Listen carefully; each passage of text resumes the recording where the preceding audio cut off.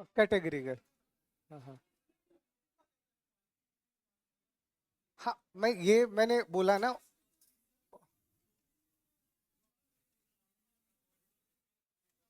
हाँ हाँ। वो फिर मैं मशीन लर्निंग पढ़ाऊंगा ना, एमएल वाले पार्ट में यही चीजें हैं, तो वहां उनको और एक बार यहाँ मैंने आइडिया दे दिया आपको। फिर वहां इन्हीं चीजों को मैं सेपरेट क्लास में लूंगा, 8-10 घंटे क्लास चलेगा, तो वहां अपन डिटेल से डिस्कस कर, या तो अब कल होते तो ठीक है, अब आउट ऑफ द टॉपिक जाके मैं नहीं पढ़ाता फिर। सबसे बड़ी दिक्कत ये, बाद में देख लेंगे। लास्ट कहाँ तक पढ़ाया था कल? फील्ड पढ़ाया था, ओके।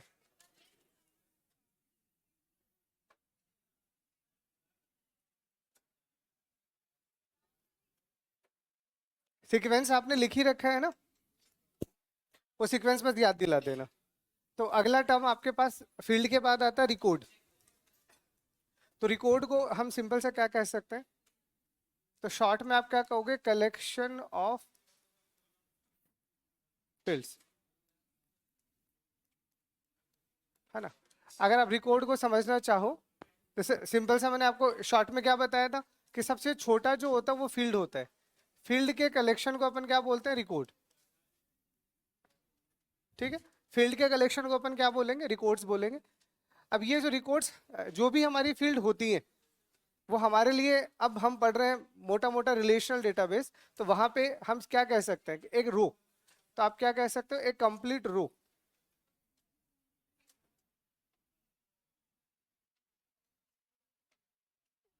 इन रिलेशनल डेटाबेस, एक बार लिख लो समझाने के लिए।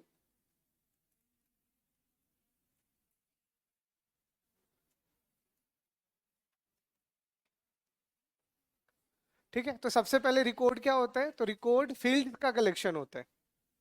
ठीक है, रिकॉर्ड फील्ड्स का कलेक्शन होता है।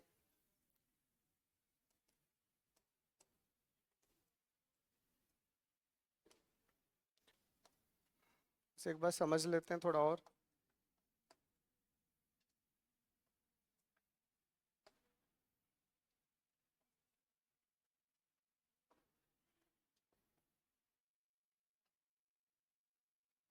एड्रेस से ले लो।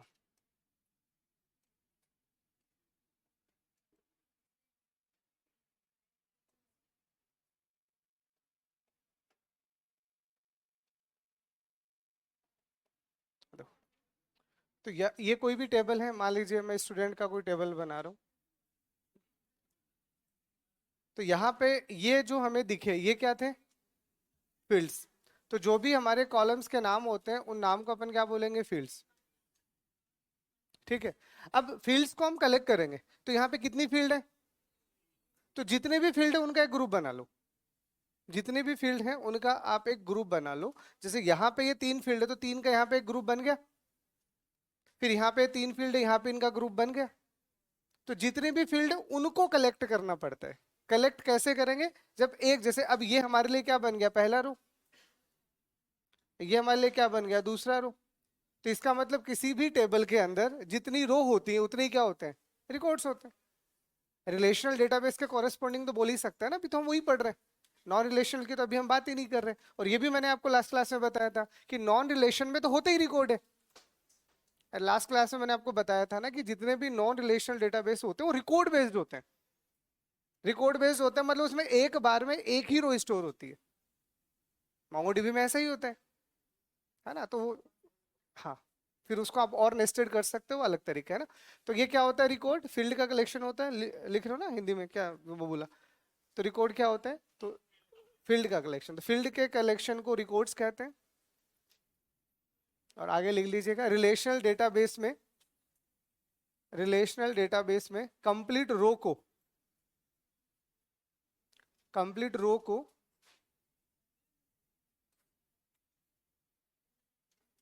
हम रिकॉर्ड बोलते हैं। कंप्लीट रो को हम रिकॉर्ड बोलते हैं। तो ये पहला रो 1 है, तो ये रिकॉर्ड 1 हो गया। ये आपके पास में रिकॉर्ड 2 हो गया। It is.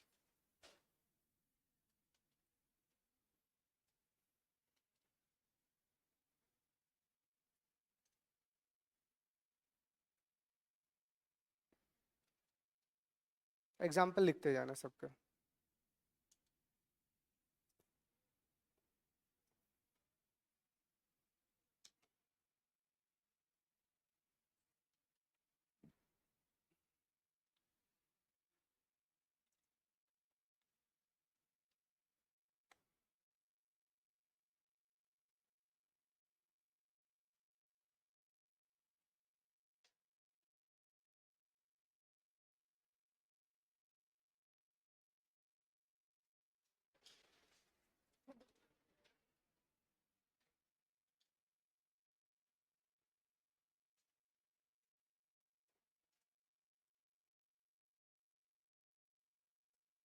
लिख लिया?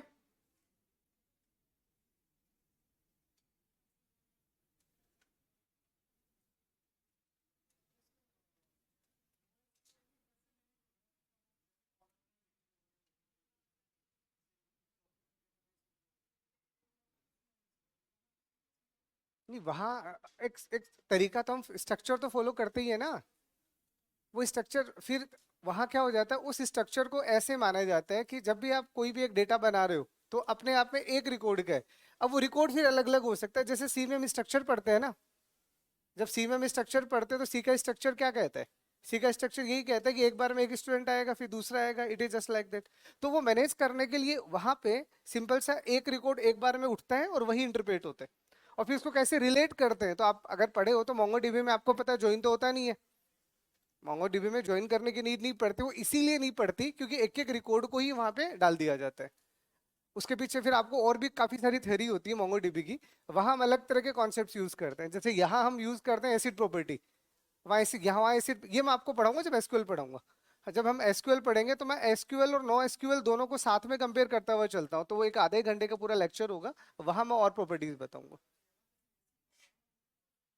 वहां प्रॉपर्टी जो चलती है, देखो क्या कहते हैं, सुनना। एसक्यूएल या रिलेशनल डेटाबेस जो होता है वो जो काम करता है वो कंसिस्टेंसी पे काम करता है। अगर आप ऐसे शॉर्ट में समझना चाह रहे हो तो आप ऐसे समझो, आरडीबीएमएस को बनाया गया है कंसिस्टेंसी के लिए, ठीक है। बट अगर आप नो एसक्यूएल पे जाते हो तो नो एसक्यूएल ये कहता है कि हमें कंसिस्टेंसी नहीं चाहिए, हमें अवेलेबिलिटी चाहिए। तो उसका जो कॉन्सेप्ट होता है वो अवेलेबिलिटी का कॉन्सेप्ट है कि आपको मिल जाएगा। सही गलत के ऊपर हम बात ही नहीं करते हैं, वो बाद की बातें होती हैं। लेकिन कंसर्न क्या है?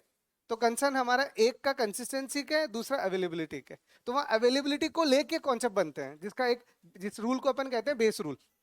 वहां अपन सीखेंगे कि अभी मैं आउट ऑफ द बॉक्स जाके नहीं पढ़ाता, एक आदत है मेरी हमेशा ही। बाकी सब्जेक्ट आप पढ़ चुके हो, अभी जो चल रहा है चलने तो नहीं, बाकी बच्चे देखेंगे कि कुछ और ही चल रहा है।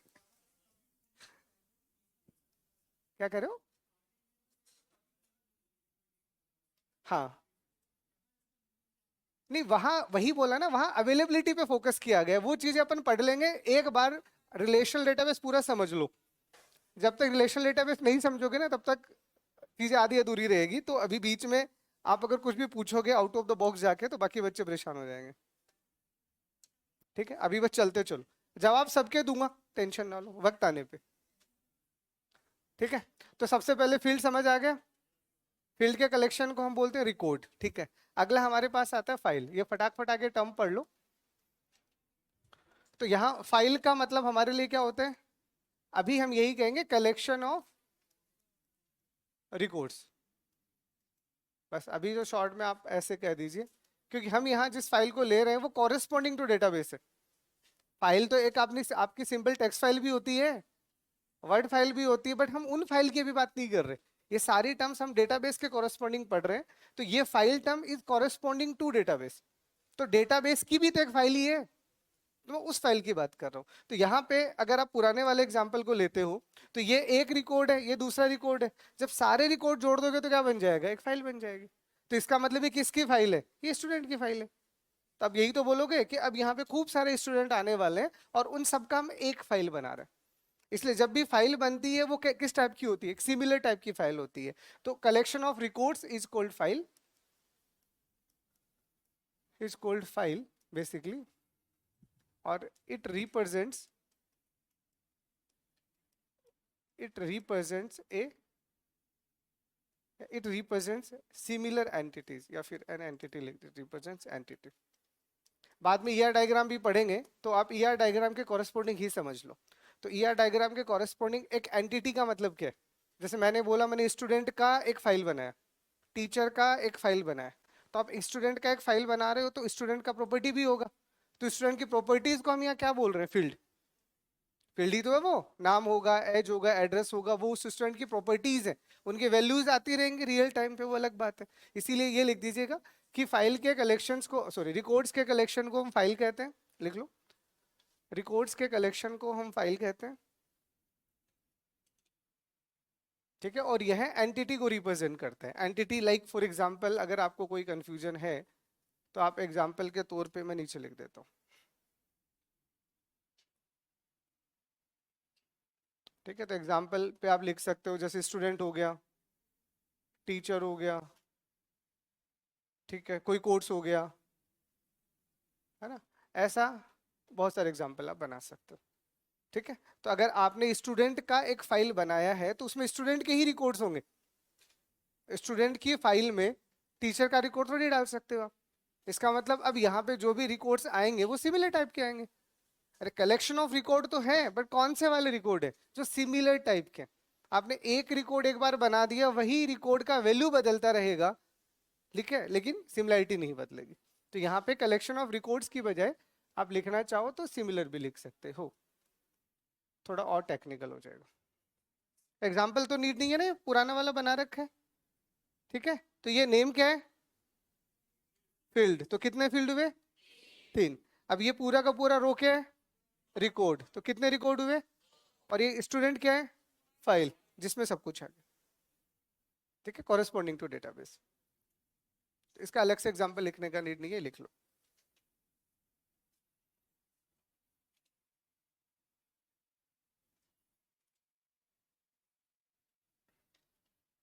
ठीक है, तो फील्ड से क्या बना? रिकॉर्ड। रिकॉर्ड से क्या बना? फाइल। और फाइल से क्या बनता है? डेटाबेस। तो अगला टर्म आप लिख लीजिएगा, डेटाबेस। फोर्थ टर्म लिख लिए।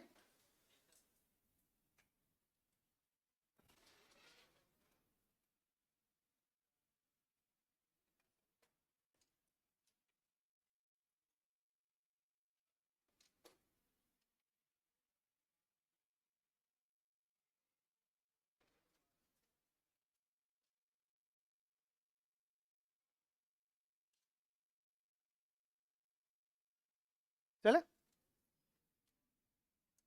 फोर्थ लिखिए।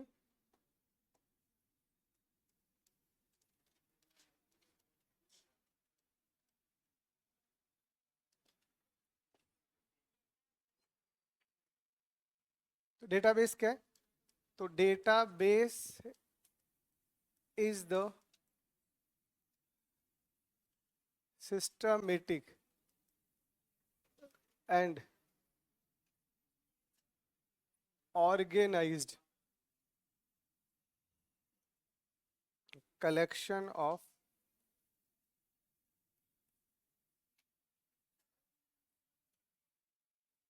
logically related file।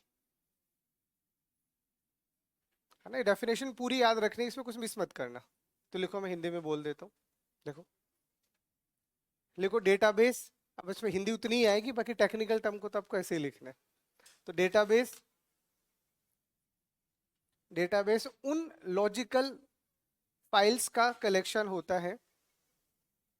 डेटाबेस उन लॉजिकल फाइल्स का कलेक्शन होता है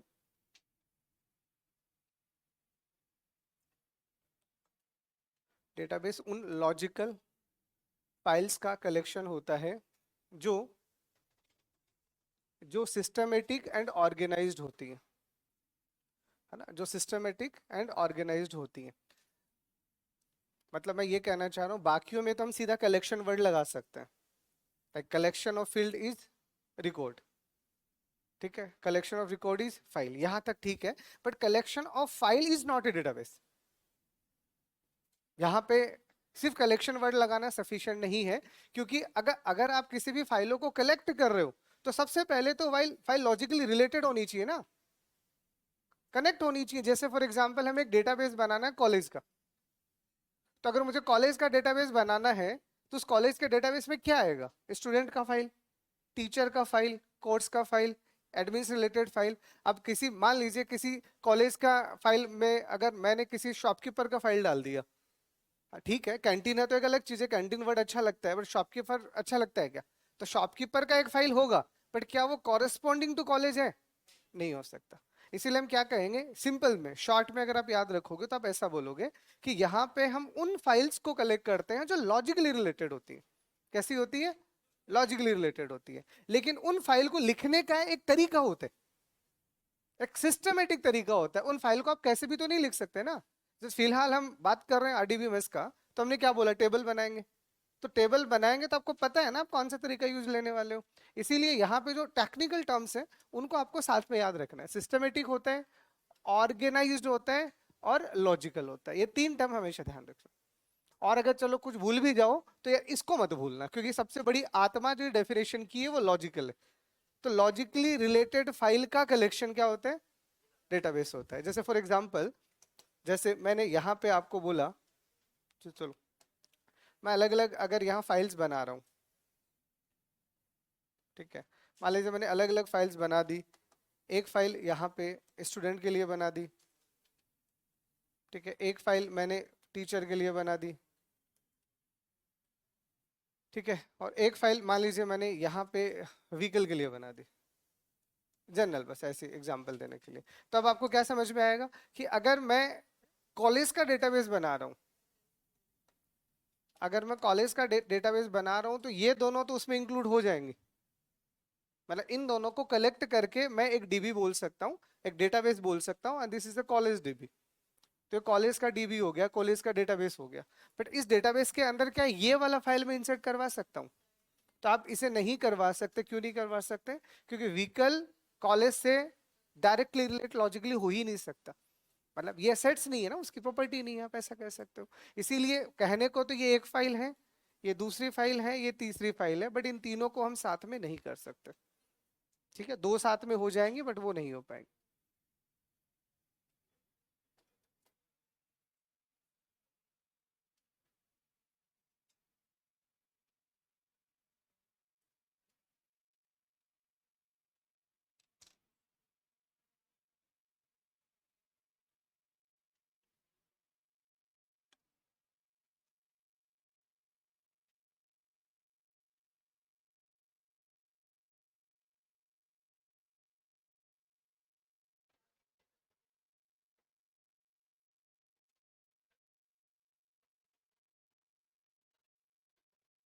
क्या कर रहे हो? लॉजिकल का सिंपल सा मतलब है, लॉजिकल का सिंपल सा मतलब ये है कि मैं आपसे पूछूंगा कि आप भाई किसे कहोगे। सिंपल सा, who is the brother for you? तो आप क्या कहोगे? जो मेरे बाप का बेटा हो। तो ये एक लॉजिक ही तो हुआ। अब किसी भी ऐसे चलते खेलते किसी भी इंसान को हम भाई तो नहीं कह सकते ना। मतलब मेरा कहने का मतलब ये है, एक एक जनरल एग्जांपल दिए। अरे इसे बाय द वे मत लिया करो, एक कोई ना कोई एक रैंडम एग्जांपल देना जरूरी होता है। लॉजिकली रिलेटेड का मतलब आपके दिमाग में अगर किसी यूनिवर्सिटी या कॉलेज का डेटाबेस चल रहा है, तो अब ये सोचो उस कॉलेज के अंदर क्या क्या हो सकता है, वो उसी से रिलेटेड होना चाहिए। अब जैसे आप भी पढ़ के यहाँ तक पहुंचे हो तो आपने कॉलेज में देखा होगा क्या क्या है। अब कॉलेज के अंदर आप एक इरेलीवेंट चीज डाल रहे हो, तो अगर डाल भी दोगे तो हम उसको रिलेट नहीं कर पाएंगे। क्योंकि एट द एंड हम डेटाबेस में क्या करेंगे, उन फाइल को कलेक्ट करेंगे, कनेक्ट करके एक का डेटा दूसरी में जाएगा, दूसरे का डेटा तीसरी में जाएगा। तो जब उनको आप रिलेट करने बैठोगे तो रिलेट करते वक्त आपका इररिलेवेंट डेटा आ जाएगा, जो इस डेटाबेस से रिलेटेड होगा ही नहीं। इसलिए यहाँ पे लॉजिकली रिलेटेड का मतलब आपका दिमाग खुद ही कह देगा कि अगर आप इस टाइप का डेटाबेस बना रहे हो, जैसे मान लो मैं इस कोचिंग इंस्टीट्यूट का एक डेटाबेस बना रहा हूँ, तो इस कोचिंग इंस्टीट्यूट के डेटाबेस में आपको क्या क्या लगेगा? टीचर, उसके अलावा खूब सारे लाइक आपके कोर्सेज आ जाएंगे, कोर्सेज के अलावा कुछ स्टाफ के लिए भी कुछ आ जाएगा, आपके पीडीएफ या वीडियो से रिलेटेड कुछ कंटेंट आ जाएगा। मतलब एक आइडिया दे रहा हूँ, तो उन सबका डेटा समझ में आता है। पर उसी के साथ अगर कोचिंग के साथ में कोई और अगर आप एक ऐसा डाल रहे हो, जैसे फॉर एग्जांपल एग्जाम भी आपको देना है, तो this is also the file of this.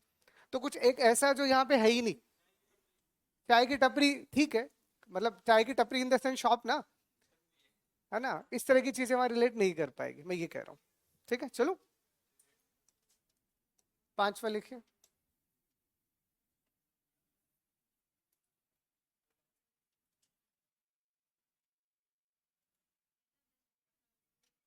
Database management system यानी डीबीएमएस।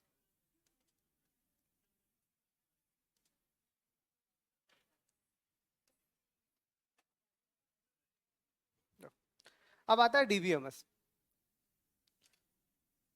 तो डीबीएमएस क्या है?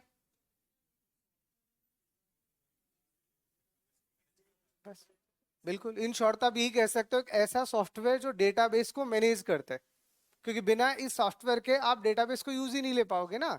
अब आपने फाइलें तो बना बना के छोड़ दी, और जब उन फाइलों को बना के छोटा छोड़ा है, डेटाबेस में तो खूब सारी फाइलें हैं ना। अब आपके पास मान लीजिए टीचर का, स्टूडेंट का, कोर्स का 3 फाइल बना हुआ है। अब आप ये चाहते हो कि मुझे उस टीचर का नाम चाहिए, मुझे उस टीचर का नाम चाहिए जो डीबीएमएस पढ़ाते हैं, है ना, फॉर एग्जाम्पल। तो इसका मतलब अब आपके पास दो अलग अलग टेबल्स हैं, दो अलग अलग फाइल्स हैं। अब उन दोनों के डेटा को आप आपस में मिलाओगे, फिल्टरिंग करोगे और एक फाइनल रिजल्ट निकाल के दोगे। तो ये कौन करेगा? तो इसके लिए तो कोई ना कोई सॉफ्टवेयर ही चाहिए होगा ना। तो डीबीएमएस तो एक सॉफ्टवेयर ही है। किस टाइप का सॉफ्टवेयर है? एप्लीकेशन सॉफ्टवेयर इन जनरल, है ना। तो हम क्या बोलेंगे, आप पूरा ही लिख लो। तो DBMS is a application software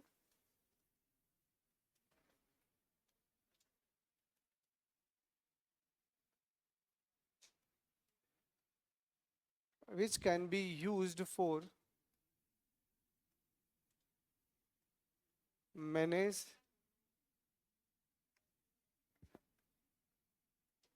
access और अपडेट द डेटाबेस।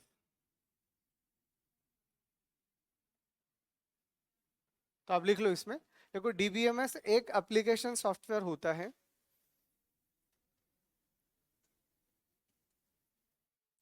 डीबीएमएस एक एप्लीकेशन सॉफ्टवेयर होता है जिसकी मदद से हम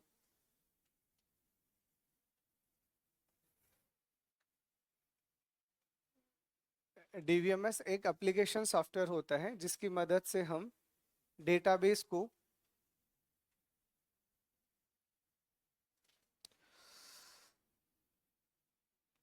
जिसकी मदद से हम डेटाबेस को मैनेज, एक्सेस या अपडेट कर सकते हैं।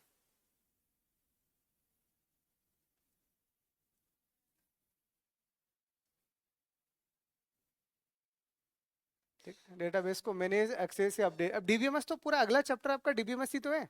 डेटा मॉडल्स क्या है, कितने क्या इसके स्ट्रक्चर्स हैं, तो वो तो सेपरेट चैप्टर है। यहाँ तो बस हमें टर्म सीखनी है। एक एक आपके लिए एक चैप्टर मैंने सिर्फ और सिर्फ टर्म्स का बना रखा है। जब ये सारा समझ में आ जाएगा तो फिर हम इनको डिटेल से पढ़ेंगे ना। जो डेटाबेस को मैनेज, एक्सेस या अपडेट करता है, तो अब आप क्या कह सकते हो, डेटाबेस डीबीएमएस क्या है? तो डीबीएमएस इज मीडिएटर, आप ऐसा कह सकते हो ना। DBMS is mediator between user and database, कह सकते हो। अगर किसी भी डेटाबेस को यूजर यूज करना चाहता है, मतलब सिंपल सा, यहां पे आप हो, ठीक है, यहां पे आपका कोई भी डेटाबेस रहा होगा,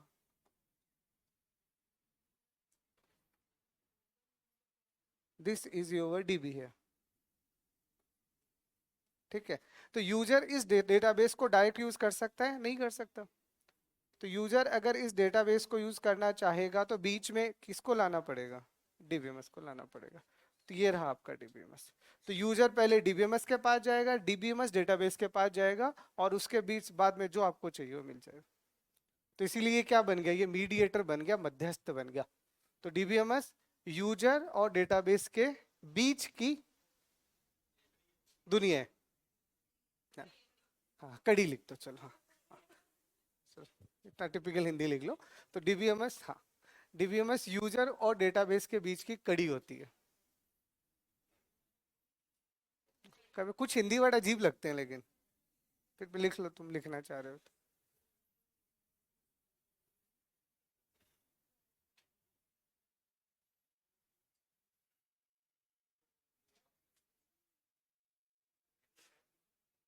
ये सच टेक्निकल टर्म्स तो खैर इंग्लिश में ही अच्छी लगती है, हिंदी में करोगे तो मतलब तो आ जाएगा, बट वो मतलब का नहीं रहेगा। समझ जाते हो? तो इसीलिए तो बोल देते हैं, चलो समझना जरूरी है।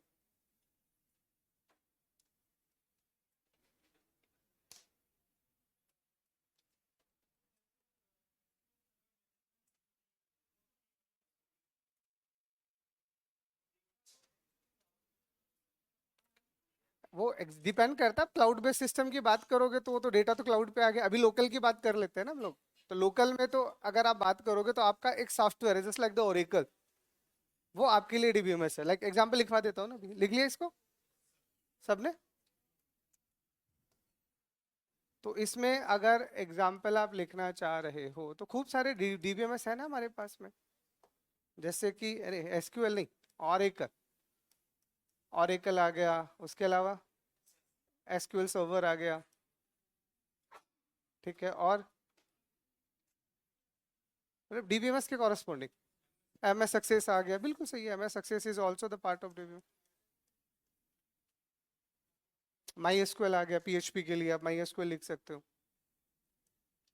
अलॉट ऑफ सॉफ्टवेयर है ना।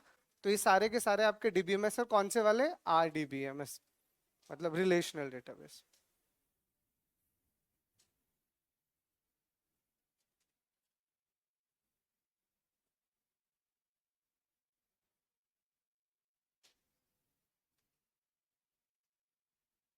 ये सब अलग अलग है। ओरेकल तो ओरेकल ने बनाया ही है। SQL server is for from Microsoft side, है ना। एसक्यूएल सर्वर माइक्रोसॉफ्ट का प्रोडक्ट है। ये तो ओरेकल कंपनी का है, नाम ओरेकल है, ठीक है। तो ये खुद ही ऑनर है। ये माइक्रोसॉफ्ट ने अपने लिए बनाया था, ठीक है। और ये भी माइक्रोसॉफ्ट का वर्ड बेस्ड सिस्टम आ गया। MySQL PHP based system है। माई एसक्यूएल को मोस्टली जिन्होंने बनाया था पीएचपी वाली जो ऑर्गेनाइजेशन है, बेसिकली द अपाचे बेस, वो जो भी है उन्होंने बनाया था।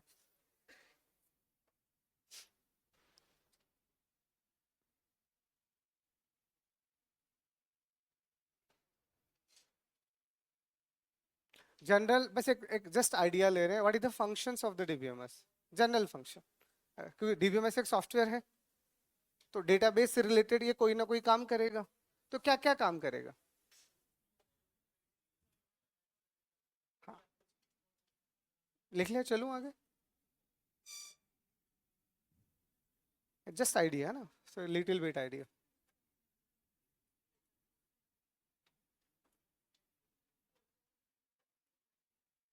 तो डेटाबेस से के अगर फंक्शंस की बात करते हैं तो सबसे पहले तो वही है, डेटाबेस को एक्सेस करने का काम। इन शॉर्ट हम यहाँ एक वर्ड यूज करते हैं, हम डेटाबेस को एक्सेस करेंगे। एक्सेस के लिए हम क्या वर्ड यूज करते हैं? बेसिकली द क्रूड ऑपरेशन, ऐसे कहते हो ना। If you know about already ना, अगर आपने थोड़ा वो डेटाबेस पढ़ा है तो और कुछ पढ़ो ना पढ़ो, आप एक क्रूड एप्लीकेशन तो जरूर बनाते हो। क्रिएट, रिट्राइव और रीड, अपडेट और डिलीट, यही होता है। एक सिंपल, जब आप कोई भी एप्लीकेशन बनाते हो तो क्रूड एप्लीकेशन, सी फॉर लिखो क्या पूरा? चलो लिख देता हूँ, कहाँ लिखो, यही लिख देता हूँ। तो सी का मतलब आपके लिए वर्क क्रिएट करना, डेटाबेस को बनाना। आर का मतलब रीड और रिट्राइवल हो गया, ठीक है। यू का मतलब अपडेट करना हो गया, और डी का मतलब डिलीट करना हो गया। This is the crude operation, ठीक है। तो डेटाबेस को एक्सेस करने का काम किसका है? डीबीएमएस का है। ये होगा ही नहीं तो कैसे मिलेगा आपको डेटा? आपको मिल ही नहीं सकता। अच्छा, और कुछ सोचो, और क्या होगा? क्या लेते हो डीबीएमएस से आप लोग? देखो और क्या क्या होती है, लाइक मैं लिख देता हूँ फिर मैं इनको समझाऊंगा अभी। मिनिमाइज रिडंडेंसी, ये सारे टेक्निकल टर्म अभी मैं आपको समझाऊंगा, अभी लिख लो। इसका काम क्या होता है? रिडंडेंसी को कम करना। ये डीबीएमएस की ही रिस्पॉन्सिबिलिटी होती है कि जब आप डेटाबेस बना रहे हो, जब भी आप डेटाबेस बना रहे हो उस वक्त कुछ ऐसे रूल्स रेगुलेशन आप पे इम्पोज कर दिए जाएं कि आप चाह के भी रिपीट ना कर सको, ठीक है। ये पूरा चैप्टर है ना इसी के लिए। तो क्या नॉर्मलाइजेशन पढ़ेंगे ना पूरा का पूरा, इस अकेले के ऊपर पूरा पिलर, पूरा एक चैप्टर रखा पड़ा है। तो मिनिमाइज रिडंडेंसी हो गया, ठीक है। कंसिस्टेंसी हो गया, डेट जो भी आपका डेटाबेस है वो कैसा होना चाहिए? डेटा कंसिस्टेंसी, इसे शॉर्ट में ना कह के आप क्या कहोगे? Data consistency. ये सब मैं अलग से समझाऊंगा, तो अभी तो लिखे जाओ, ठीक है। डेटा डेटा इंटीग्रिटी, बिल्कुल डेटा को क्या होना चाहिए? इंटीग्रेट हमें करना पड़ता है, तो डेटा इंटीग्रिटी आ गया। डेटा सिक्योरिटी, डेटा की सिक्योरिटी आ गई। और मल्टी मल्टी यूजर एक्सेस या मल्टी यूजर एनवायरनमेंट, अगर एक से ज्यादा यूजर अगर यूज करना चाह रहे हैं तो बिल्कुल यूज कर सकते हैं, ठीक है। और मैं ये लिख देता हूँ। और कंकरेंट कंट्रोल, कंकरेंट ट्रांजेक्शन्स,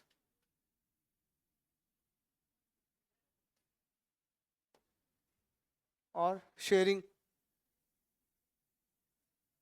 ठीक है, डेटा को आप शेयर कर सकते हो आसानी से, यही तो फीचर है।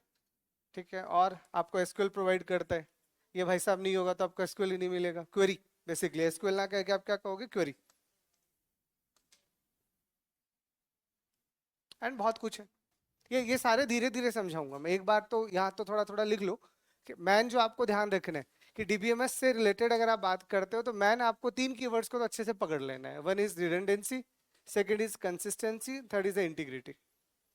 ये तीन चीजें हम अलग से भी पढ़ेंगे, सेपरेट टर्म विद एग्जांपल बना के समझाऊंगा, ताकि इन तीनों टर्म्स को लेके आपको जिंदगी में कभी कंफ्यूजन ना आए। अभी तो लिख लो, चाहो तो मैं अभी पहले ही पढ़ा देता हूँ, चलो लिख लो।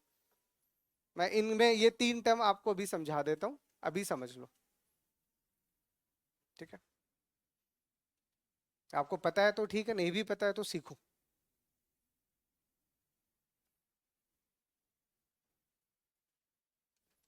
अरे बहुत सारे कमेंट, लिखो लिखो जल्दी।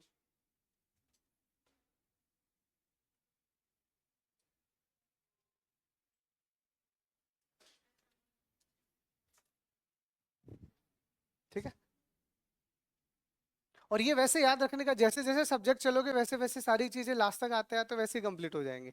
तो एक बार रिकॉल करवा देता हूँ, सबसे पहला काम डेटाबेस को एक्सेस करना है, तो वो तो सबसे पहला प्राइमरी नीड हो गया। फिर डेटा कैसा होना चाहिए, उसमें रिडंडेंसी कम से, रिडंडेंसी को आप क्या कह सकते हो जनरल टर्म में, रिपीटेशन, आपका डेटा कम से कम रिपीट हो, इसे कहते हैं रिडंडेंसी। तीसरा, आपका डेटा कंसिस्टेंट होना चाहिए, मतलब डेटा एक्यूरेट होना चाहिए। क्या होना चाहिए, एक्यूरेट होना चाहिए। फिर डेटा इंटीग्रेट का मतलब अब डेटा की कंसिस्टेंसी को मेंटेन करने के लिए रूल्स बनाने पड़ेंगे, है ना। ये सिक्योरिटी है, ये मल्टी यूजर है, आपके डेटाबेस को कई लोग एक साथ यूज कर सकते हैं। कंकरेंट ट्रांजेक्शन है, बहुत सारी ट्रांजेक्शन्स को आप एक साथ कंट्रोल कर सकते हो, डेटा को शेयर कर सकते हो, अच्छी बात ये। ठीक है, और क्वेरी तो लगा ही सकते हो। अब इसमें तीन टर्म आपको अलग से समझा देता हूँ, पहले समझ लो अच्छे से, लिख लें इन सबको। चलो, तो एक बार ये तीन टर्म्स यहीं पे साथ साथ ही सीख लेते हैं। चलो, सबसे पहले हमारे पास आता है रिडंडेंसी।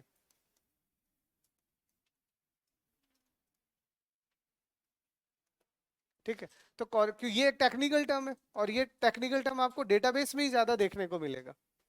नॉर्मल टाइम पे तो हम चीजें रिपीट हो रही हैं तो रिपीटेशन ही वर्ड लगा देते हैं, पर डेटाबेस में हम रिपीटेशन वर्ड का यूज ना करके रिडंडेंसी वर्ड का यूज करते हैं।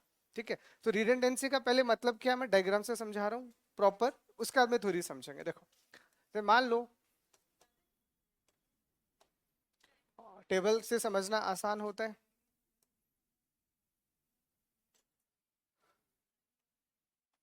मैं तो आपसे एक जनरल सी बात ये पूछ रहा हूँ, क्या हम ऐसा कर सकते हैं कि डेटाबेस में रिडंडेंसी ना हो, इज इट पॉसिबल? अच्छा, हो सकता है, ये तो हो ही नहीं सकता। मतलब आप तो ये बोल रहे हो कि एक स्टूडेंट की टेबल है और उसमें हम उस स्टूडेंट में एक कॉलेज के अंदर दो नाम के सेम बच्चों का एडमिशन ही नहीं लेंगे, इज इट पॉसिबल? प्रैक्टिकल सोचो। या फिर तुमने एज लगा दिया और एज लगा के बोला कि दो सेम एज के बच्चों का एडमिशन नहीं लेंगे, इज इट पॉसिबल? नहीं। तो रिडंडेंसी को हटाया तो कभी नहीं जा सकता, बट डेटाबेस में हम इस रिडंडेंसी को समझेंगे कैसे, टेक्निकल टर्म हमारे लिए क्या है जिसके पीछे हम हाथ धोके पड़ेंगे। हमें कौन सी वाली रिडंडेंसी से मतलब है, सुनना। जैसे मैं यहाँ पे मान लीजिए नेम डाल दिया, यहाँ पे एज डाल दिया, मान लो यहाँ पे चलो एड्रेस से डाल दो एक बार के लिए तो। ठीक है, तो for example A B C A 10 12 15 10। Wait a minute,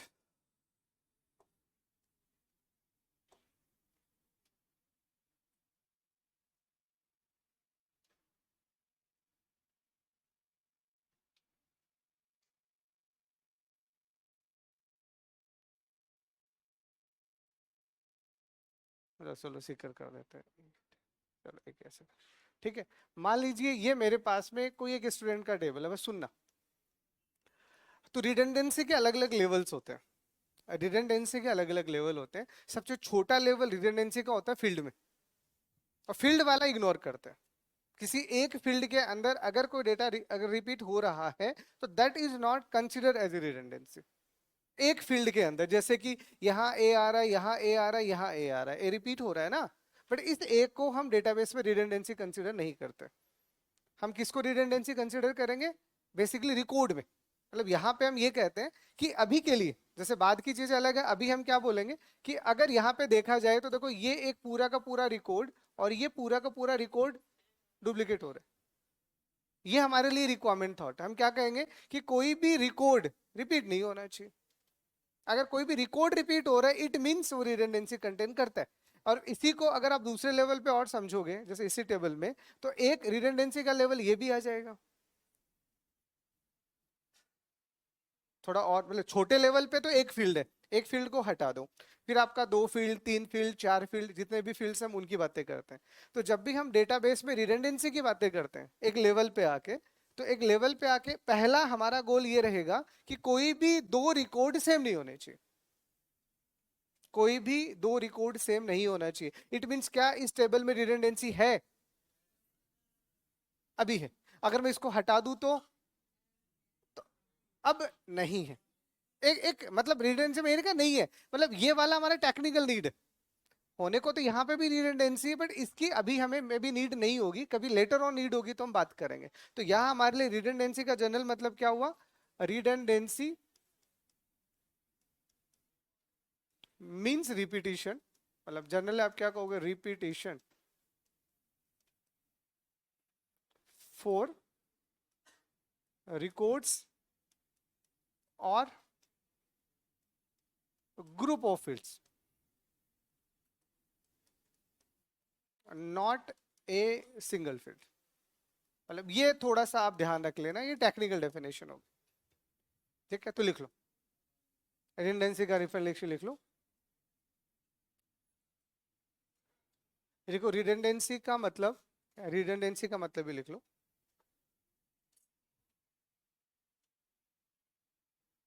redundancy का मतलब रिकॉर्ड्स या फिर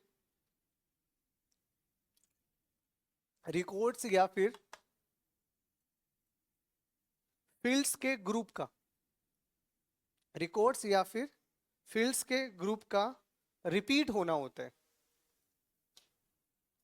रिकॉर्ड्स या फिर फील्ड्स के ग्रुप का रिपीट होना होता है।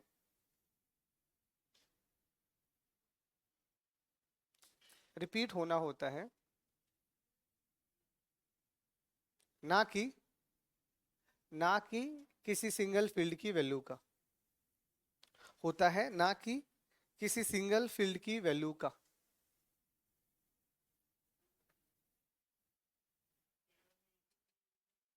क्या कर रहे हो, एक ही फील्ड हुई, नहीं एक ही फील्ड का कोई टेबल बनता ही नहीं है।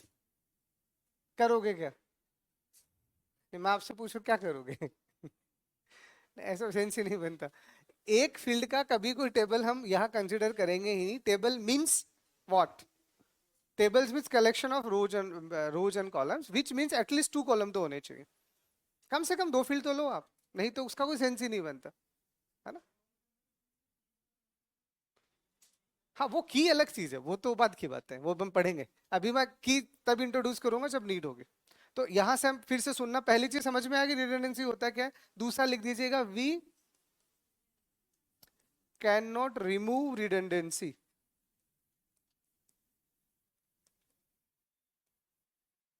Only minimize it. तो ये दूसरी लाइन में लिख दीजिएगा कि हम रिडंडेंसी को हटा नहीं सकते, सिर्फ कम कर सकते हैं। हमेशा ध्यान रखें। हाँ वो संभव ही नहीं है ना, जो चीज प्रैक्टिकली संभव नहीं है वो तो नहीं होगा। मतलब ये इसका मतलब ये है कि मैंने अभी आपको एग्जांपल दिया कि अब आप एक फील्ड ले रहे हो और उस एक ही फील्ड को लेके अगर आप रिडंडेंसी कंसीडर कर रहे हो, तो वो भी तो है, तो रिडंडेंसी ना, वो एक प्रैक्टिकल सेंस में मैंने आपको मना कर दिया कि हम कंसीडर नहीं करेंगे, है ना। तो रिडंडेंसी को हम हटा नहीं सकते, सिर्फ कम कर सकते हैं। इसीलिए आप जब भी रिडंडेंसी के बारे में पढ़ोगे क्या पढ़ोगे, मिनिमाइज द रिडंडेंसी। देखो वापस आऊं, और ये देखो, नहीं तो मैं यही लिख देता रिमूव द रिडंडेंसी। तो ये प्रैक्टिकल पॉसिबल नहीं है, जो चीज है ही नहीं उसको गलत क्यों पढ़े, है ना। तो रिडंडेंसी को हम हटा नहीं सकते, सिर्फ कम कर सकते हैं, ये ध्यान रखें। ठीक है, और कम करने के लिए तरीका है, रिडंडेंसी को कम करने के लिए ही बाद में हम क्या यूज लेते हैं, वी यूज नॉर्मलाइजेशन।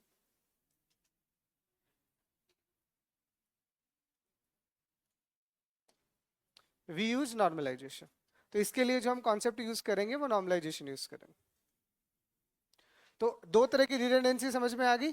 पहली रिडंडेंसी ये आपकी है पिंक वाली, और दूसरी वाली रिडंडेंसी है आपकी स्काई वाली, क्योंकि this is the group of fields and this is compulsory code.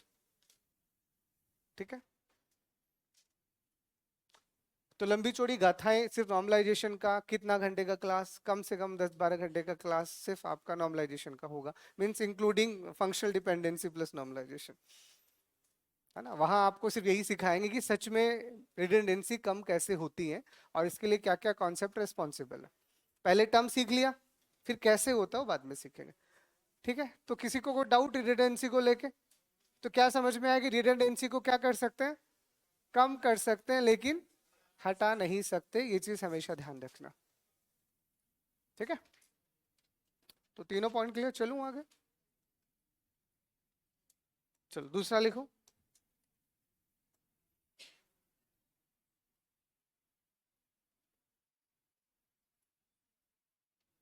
Consistency. तो हम हमेशा बोलते हैं कि हमारा डेटा जो वो कंसिस्टेंट होना चाहिए। ये डेटाबेस डीबीएमएस का हमारा सबसे ज्यादा रिक्वायर्ड फीचर होगा। अगर आपका डेटा कंसिस्टेंट ही नहीं है तो फिर उसको यूज करने का कोई मीन्स नहीं है। अब इसका तात्पर्य क्या है, जनरल सेंस क्या होता है कंसिस्टेंसी का?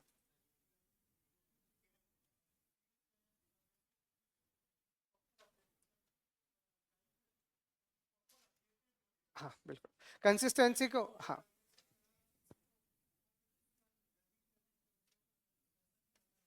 बिल्कुल।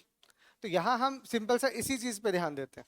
मतलब कंसिस्टेंसी क्या कहती है कि अगर कोई भी अपडेशन करने से पहले, कोई भी अपडेशन करने से पहले अगर आपका वैल्यू सही था, तो वैल्यू अपडेट करने के बाद में भी वो सही होना चाहिए। इसका मतलब क्या हुआ कि अगर आप किसी भी वैल्यू में किसी भी टाइप का अपडेट करते हो, तो उस अपडेट को आपको हर जगह करना पड़ेगा, उस अपडेट को आपको हर जगह पे करना पड़ेगा। ठीक है, जैसे अब ये इसीलिए तो रिडंडेंसी के पीछे हम हाथ धो के पड़े रहते हैं। हम क्या कहेंगे, डेटा जितना कम रिपीट होगा उतना कम चेंज करना पड़ेगा। अब सोचो, इधर आओ, चलो इसी पे मैं, चलो यही एग्जांपल मैं दोबारा से बना के समझाता हूँ। इन ये सारी टेक्निकल टर्म्स है, इन्हें समझो। समझने के बाद में जो डीबीएमएस के कॉन्सेप्ट्स है ना, वो आपको अच्छे से समझ आ जाएंगे, जो भी हम आगे पढ़ने वाले हैं। देखो, अब फॉर एग्जांपल मैंने एक बार के लिए कुछ ऐसा कर दिया।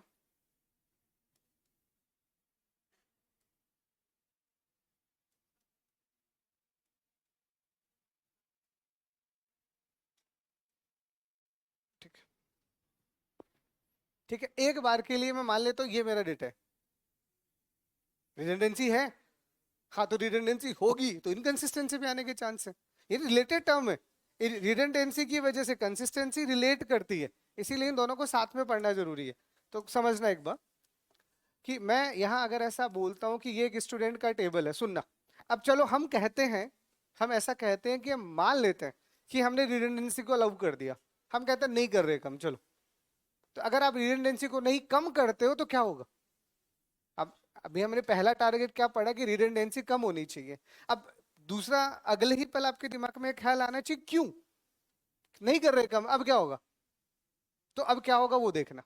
अब ये होगा कि आने वाले टाइम पे ऐसा हो गया होगा कि ये इंसान जो फिलहाल के लिए जयपुर में रहता है, ये कहता भैया अपन ने तो अपना एड्रेस बदल लिया, अभी तो हम जयपुर से शिफ्ट हो गए, दिल्ली चले गए। कहाँ चले गए? मान लो दिल्ली चले गए। इसका मतलब ये इंसान ए, 10 साल का बच्चा, खैर अपने पापा के साथ चला गया ऐसे मान लो ना, तो वो जयपुर से दिल्ली चला गया, चला गया दिल्ली। अब वो जयपुर से दिल्ली चला गया, अब इन फ्यूचर अगर मैं आपसे कभी भी ए का एड्रेस पूछूंगा, तो आप ए का एड्रेस कौन सा वाला बताओगे, दिस और दिस बताओगे। लेकिन अब देख के अगर किसी ने इसको पहले देख लिया, वो क्या बताएगा? तो इसका मतलब बताने वाले लोग ही कंफ्यूज हो रहे हैं, वो गलत गलत बता रहे हैं। एक दिल्ली बता रहा है और एक जयपुर बता रहा हो, तो हमारी गलती है? नहीं है। आपने एक जगह अपडेट कर दिया और एक जगह आपने अपडेट ही नहीं किया। अपडेट करो तो फिर हर जगह करो ना। अगर आप अपडेट करो तो हर जगह करो, या फिर कहीं पे भी मत करो।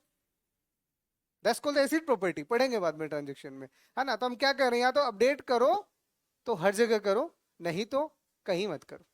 अगर कुछ जगह कर दिया और कुछ जगह नहीं किया तो डेटा गलत हो जाएगा, और ये डेटा गलत हो जाएगा इसका मतलब डेटा इनकंसिस्टेंट हो जाएगा। आप क्या कर रहे थे? नहीं, दो अलग अलग पर्सन फिलहाल इस रिकॉर्ड के हिसाब से दिख नहीं रहा।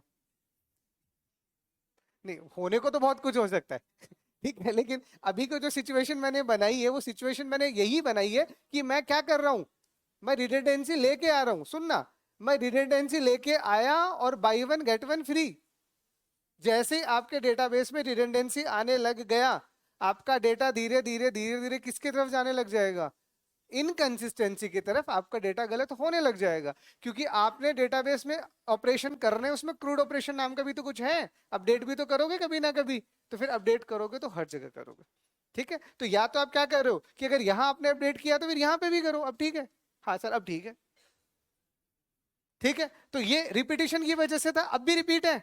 आगे जाके किसी ने इसको भी बदल दिया तो इसका मतलब ये तो सरदर्द बन गया। फिर ये तो सरदर्द बन गया, मतलब हर बार हर जगह करो। इससे अच्छा क्या है कि कोशिश करो वो कम से कम रिपीट हो। तो कम से कम रिपीट होने का फायदा क्या हुआ? अगर कोई डेटा आया ही एक ही बार है तो एक ही बार तो अपडेट करना होगा, तो डेटा इनकंसिस्टेंट होने के चांस कम हो जाएंगे या ना के बराबर हो जाएंगे, ऐसा कह सकते हैं। अरे कुछ आया समझ में? ये आपको, ये डेटाबेस की टर्म है कंसिस्टेंसी। प्लीज इसका हिंदी में ट्रांसलेशन गलती से भी नहीं करना। ये टेबल के कॉरेस्पॉन्डिंग ही समझ आती है और कहीं समझ में आनी भी नहीं है। ठीक है, तो हम कंसिस्टेंसी को सिंपल सा हम क्या बोलेंगे, तो कंसिस्टेंसी पहले लिख लो। Consistency refer to the accuracy of data. मैं पहले थोड़ा सा आपको आसान भाषा में लिखवा देता हूँ, लिखो। लिखो, कंसिस्टेंसी डेटा की एक्यूरेसी के बारे में बताता है। लिखो पहले, कंसिस्टेंसी डेटा की एक्यूरेसी के बारे में बताता है। अब कैसे वो बात करता है? ठीक है, कंसिस्टेंसी डेटा की एक्यूरेसी के बारे में बताता है। इट मीन्स हम क्या समझे कि if we update the value of any field, then must update all the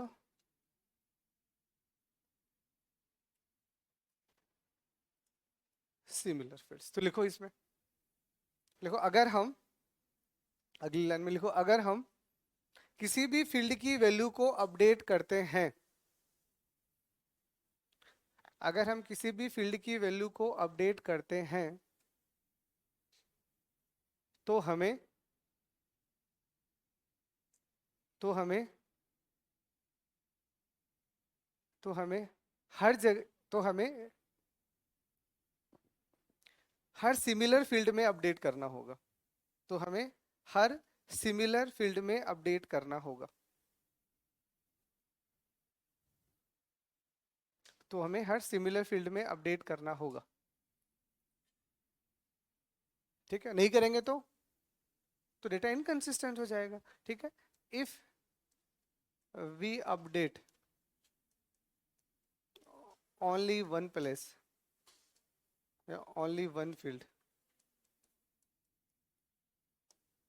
not remaining, then data is inconsistent। ठीक, आगे लिख लो, अगर हम एक ही जगह अपडेट करते हैं, अगर हम एक ही जगह अपडेट करते हैं और बाकी जगह अपडेट नहीं करते, और बाकी जगह अपडेट नहीं करते, तो डेटा इनकंसिस्टेंट हो जाएगा। इनकंसिस्टेंट मतलब गलत, रॉन्ग। तो डेटा इनकंसिस्टेंट हो जाएगा। तो इसका मतलब अब क्या कंक्लूजन निकला? जितनी कम रिडंडेंसी डेटा उतना ज्यादा कंसिस्टेंट।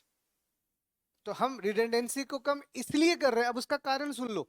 इससे पहले तो हमने बोला था कि रिडंडेंसी होनी नहीं चाहिए, अब हम बोले क्यों नहीं होनी चाहिए। तो इसलिए नहीं होनी चाहिए क्योंकि रिडंडेंसी होगी तो डेटा इनकंसिस्टेंट होने के चांस ज्यादा होंगे, और रिडंडेंसी नहीं होगी तो डेटा कंसिस्टेंट होगा। इट जल लाइक है ना, तो एक पॉइंट और लिख लीजिएगा।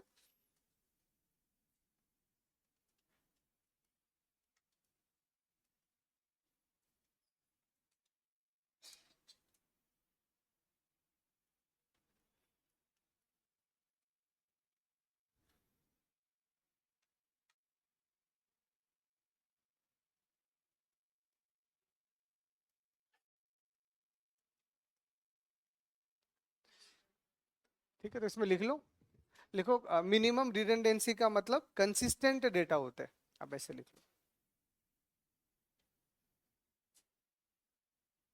तो ये दोनों टर्म एक दूसरे से जुड़ी हुई है ना। मिनिमम रिडंडेंसी का मतलब कंसिस्टेंट होता है, ऐसे लिख लो।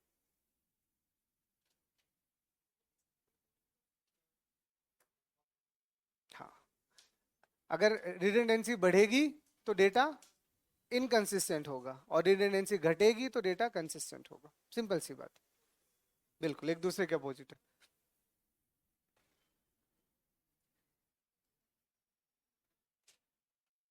ठीक है, तो क्लियर कंसिस्टेंसी का टेक्निकल मतलब। ठीक है, तो या फिर और छोटी भाषा में अपन इसे बाद में एसिड प्रॉपर्टी में C4 कंसिस्टेंसी होते हैं। बाद में जब आप ट्रांजिशन पढ़ोगे तो C4 कंसिस्टेंसी, तो हम यही कहेंगे कि या तो अपडेट करो ही मत, करो तो फिर पूरा करो। कौन? ये सेम है, अलग अलग नहीं है। हम यही तो हम कहते हैं डिलीट कर दो। बिल्कुल सही बोले हो आप, मैं चाहता ही हूं आप डिलीट कर दो,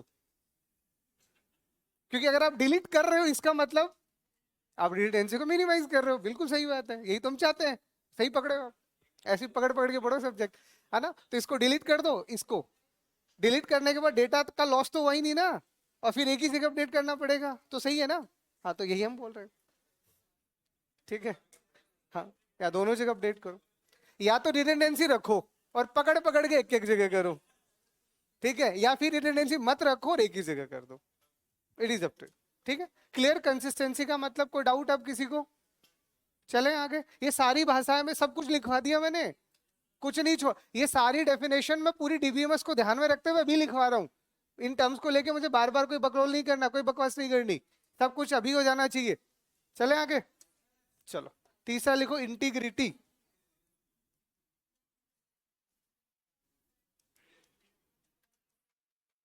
अब इंटीग्रिटी कैसे होगी?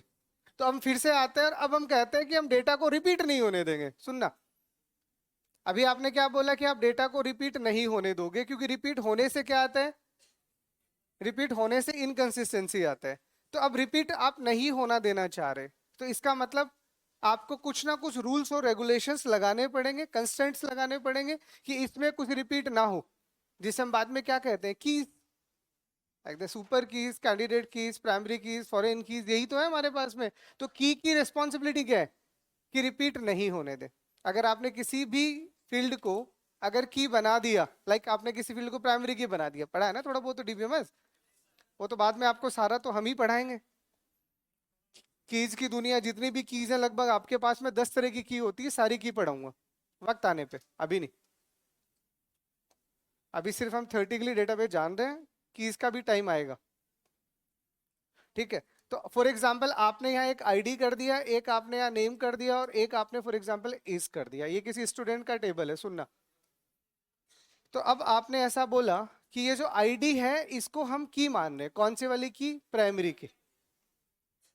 तो जैसे ही आपने इसे प्राइमरी की माना, तो प्राइमरी की के बारे में ऑलरेडी कहीं ना कुछ बता दिया गया होगा कि किसी भी फील्ड को अगर आप प्राइमरी की मानते हो तो वो फील्ड कभी रिपीट हो ही नहीं सकती।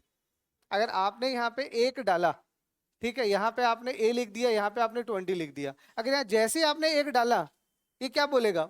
नॉट अलाउड, ये आपको एरर दे देगा। आप जब इंसर्ट कमांड डालोगे with the help of SQL, तो जिस भी एट्रीब्यूट को आपने प्राइमरी की बनाया है, उसकी वैल्यू को जैसे ही आप रिपीट करने की कोशिश करोगे, क्योंकि आप रिडंडेंट करने की कोशिश कर रहे हो, तो आपको आपका डीबीएमएस क्या दे देगा? एरर दे देगा और करने ही नहीं देगा। तो इसका मतलब मैं यहाँ पे क्या बोलूंगा कि एक के अलावा जो डालना डाल दो। तो मतलब मैंने यहाँ पे क्या कर दिया? मैंने 2 इंसर्ट करवा दिया। हो सकता है मैं यहाँ ए और यहाँ 20 डाल दूं, क्योंकि मैंने कि इसको माना, इसको थोड़ी माने। बट जैसे आईडी अलग अलग हो गई, इसका मतलब अब ये एक नहीं, ये दो लोग हैं। अब तो दो लोग हो गए ना, एक ही नाम और एक ही एज के दो लोग एक क्लास में हो सकते हैं, कहाँ बुरी बात है। ठीक है, लेकिन सेम रोल नंबर भी दे दिया तो इसका मतलब तो तुम एक इंसान को दो बार बोल रहे हो। अब एक और दो यहाँ नहीं आएगा तो क्या मैं दो रख सकता हूँ? नहीं रख सकता, तो अब मुझे यहाँ पे तीन करना पड़ेगा। बाकी फिर चाहे तो यहाँ पे मान लीजिए एक कर दो और यहाँ पे भले 30 कर दो। तो जो की एट्रीब्यूट्स हैं वो कभी रिपीट नहीं होता, रिपीट नहीं होता। These are called non key attribute, ये रिपीट हो सकते हैं। और आप चाहते हो ये भी रिपीट ना हो तो इसके लिए भी रूल्स है। तो integrity means what? Integrity means rules and regulations जो आपको इन्फोर्स करेंगे, इन्फोर्स करेंगे कि जैसा बोला है वैसा ही होगा। अगर आप उनके खिलाफ गए तो आपके खिलाफ कानूनी कार्रवाई होगी। हाँ, एफआईआर होगी, जेल होगी, सजाए मौत होगी, कुछ ना कुछ तो होगा, है ना। हाँ, तो यहाँ पे इंटीग्रिटी का जनरल मीन्स क्या होता है? इंटीग्रिटी मीन्स, आप इंटीग्रिटी का मतलब आप जनरल कह सकते हो, रफ एंड टफ यार, और क्या है। हाँ, सेफ्टी का वर्ड भी यूज कर सकते हो आप, सेफ और सिक्योर वर्ड भी यूज ले सकते हो कॉरेस्पॉन्डिंग। तो integrity means rules and regulations through which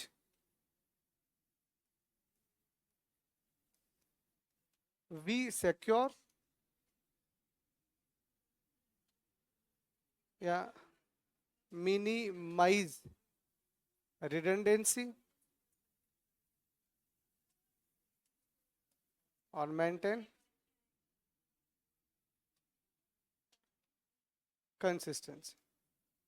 तो जब आप इंटीग्रिटी वर्ड यूज कर लेते हो तो इंटीग्रिटी में बाकी दोनों ऑटोमेटिक आ जाएंगे।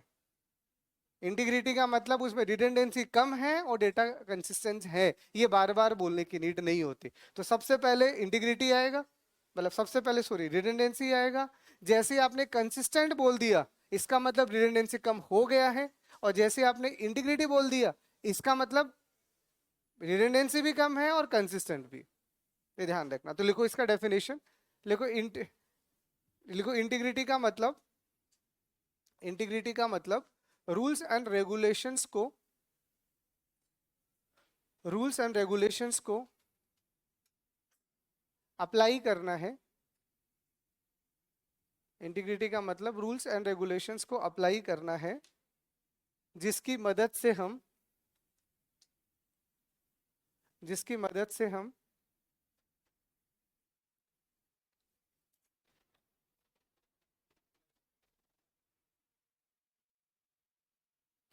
ठीक है, जिसकी मदद से हम डेटा को सिक्योर कर पाएंगे, जिसकी मदद से हम डेटा को सिक्योर कर पाएंगे, रिडंडेंसी को कम कर पाएंगे और डेटा को कंसिस्टेंट रख पाएंगे। जिसका मतलब हम डेटा को सिक्योर कर पाएंगे, जिसका मतलब हम डेटा को सिक्योर कर पाएंगे, रिडंडेंसी को कम कर पाएंगे, रिडंडेंसी को कम कर पाएंगे और कंसिस्टेंसी को मेंटेन कर पाएंगे। तो देखो फिर से मैं आपको ये चीजें समझा देता हूं। आपने बोला रिडंडेंसी कम करनी है, ठीक है, क्यों करनी है? ताकि डेटा कंसिस्टेंट रहे। अब मैं बोलूं कैसे करनी है, मतलब कौन इंसान आपको ऐसा कहेगा कि लो जी अब आपका डेटा जो है वो कंसिस्टेंट है, who is responsible for this? तो इसका मतलब 100% आपने क्या कर रखा है, कुछ रूल्स एंड रेगुलेशंस बना रखे होंगे, कुछ कंस्ट्रेंट्स बना रखे होंगे। इस रूल्स एंड रेगुलेशन को टेक्निकली हम बोलते हैं कंस्ट्रेंट्स। अभी वो वर्ड मैंने जान के यूज नहीं किया है क्योंकि वो आने वाले टाइम पे आपको समझ आएगा। तो हमने कुछ रूल्स पहले से बना दिए कि अगर ऐसा होगा तो रिडंडेंसी कम होगी, और रिडंडेंसी कम होगी इसका मतलब डेटा कंसिस्टेंट होगा। ठीक है, आने वाले टाइम पे वही रूल्स रेगुलेशन हम अगर अप्लाई हम करेंगे तो हम पढ़ेंगे ना एसक्यूएल के अंदर। आपको लगाने हैं तो एसक्यूएल में पढ़ेंगे, थ्योरेटिकली के लिए पढ़ना है तो वो वाला काम तो मैं बहुत पहले नॉर्मलाइजेशन और उन सब में पढ़ा दूंगा आप लोगों को।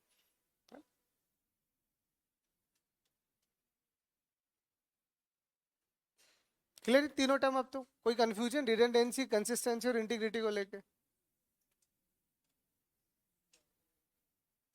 जैसे हम अपने इंडियन कॉन्स्टिट्यूशन के अकॉर्डिंग बोलते हैं कि हमारा कॉन्स्टिट्यूशन इंटीग्रेट है ना। तो इंटीग्रेट मतलब का मतलब क्या हुआ कि सब हम एक साथ आराम से आसानी से रह पा रहे हैं। अब तुम पंगा करो तो उसके लिए खूब सारे लोग बने हैं ना, तुम एक दिक्कत करके तो देखो। फिर तुम्हारे खिलाफ जो कानूनी कार्रवाई होगी अब हम कोई भी गलत काम क्यों नहीं करते? क्योंकि हमें पता है कोई ना कोई लॉ बना हुआ है, कोई ना कोई कानून बना हुआ है, अगर हम करेंगे तो हम मारे जाएंगे। तो वैसी ये वैल्यूज आएंगी। हमने बोला रिडंडेंसी कम करो, तो हमने बोला कैसे कम करो, तो हमने बोला ये वाली वैल्यू कभी रिपीट ही नहीं होनी चाहिए, ये वाली वैल्यू कभी रिपीट ही नहीं होनी चाहिए। तो हमने एक रूल दे दिया। क्या रूल दे दिया? कि इसको प्राइमरी की बना दो, इससे रूल।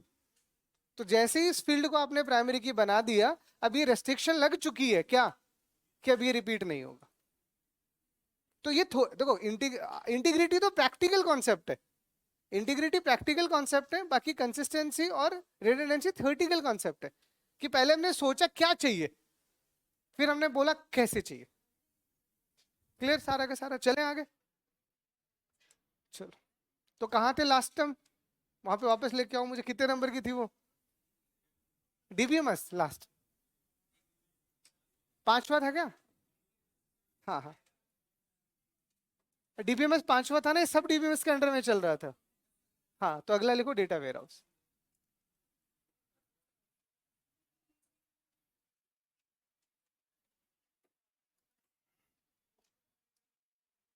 नहीं, मैंने आपको बोला 2-3 क्लास सारी अपनी थ्योरी होंगी, जैसी टर्म सारी समझ में आ गया, फिर डेटाबेस की थ्योरी से आपके ज्यादा क्वेश्चन बनने हैं। एटलीस्ट एक एक टेक्निकल टर्म को अच्छे से समझो। तो data warehouse means what? Warehouse यानी गोदाम, सिंपल लाइक है ना।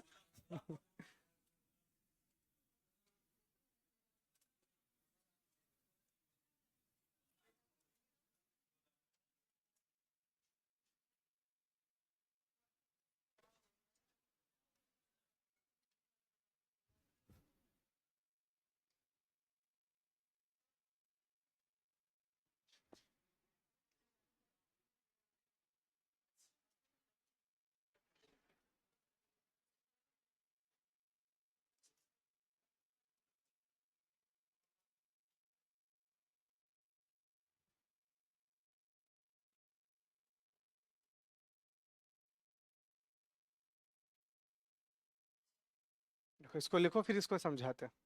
लिखो, लिखो डेटा वेयर हाउस एक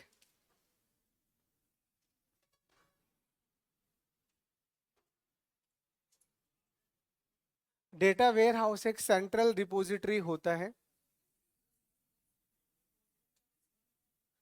यहां लगा तो repository just like the database ही है। रिपोजिटरी का मतलब जहां चीजें तुम इकट्ठे करने वाले हो। हाँ, कंटेनर टाइप का बोल सकते हो, मोर टेक्निकल मैं कुछ और लिख दूंगा, डेटा वेयर हाउस की डेफिनेशन बदल जाएगी। एक बार डेफिनेशन के साथ कुछ छेड़छाड़ नहीं करते, फिर आप अपनी नॉलेज के लिए आगे पीछे कुछ लिख लेना। तो डेटा वेयर हाउस एक सेंट्रल रिपोजिटरी होता है जिसमें हम जिसमें हम जिसमें हम ये 3 तरह के फीचर्स हैं, ये तीनों होनी चाहिए। जिसमें हम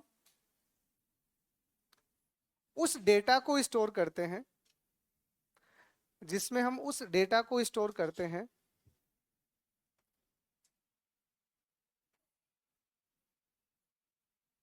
जिसमें हम उस डेटा को स्टोर करते हैं जो जो इंटीग्रेट।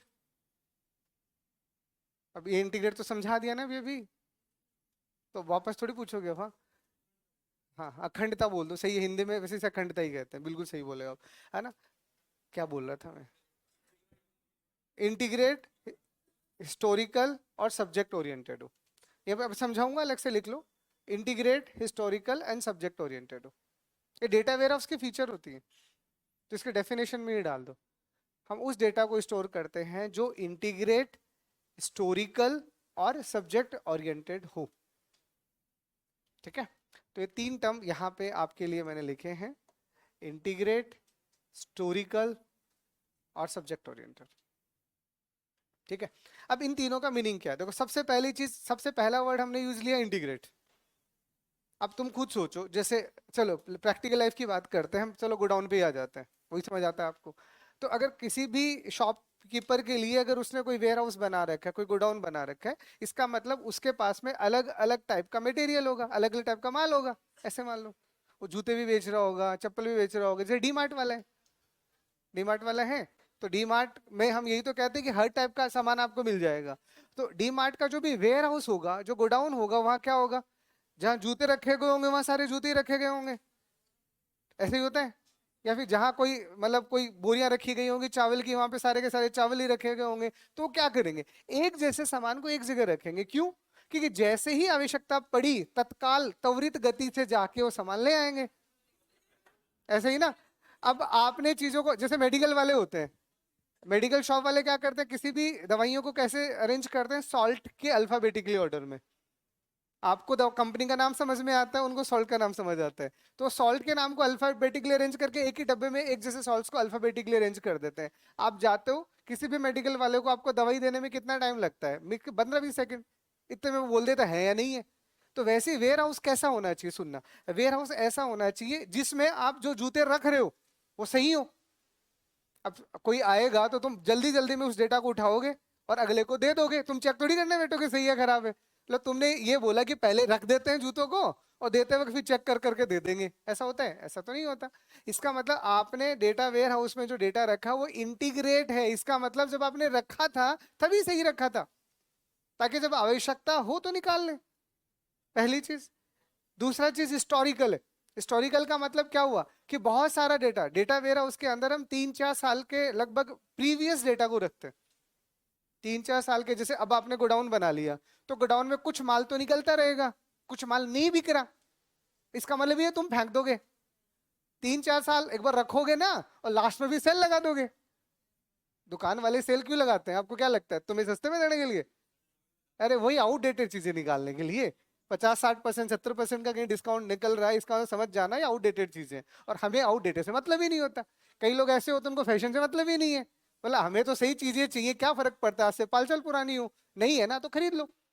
तो इसलिए वो हिस्टोरिकल होना चाहिए। तो पहला इंटीग्रेट क्यों है, क्योंकि वो सही है, गलत डेटा नहीं रख सकते। हिस्टोरिकल क्यों है, क्योंकि वहां पे लगभग 3-4-5 साल का डेटा इकट्ठा रखा जाता है, इकट्ठा पड़ा रहेगा वहीं पे। और तीसरा, सब्जेक्ट ओरिएंटेड है।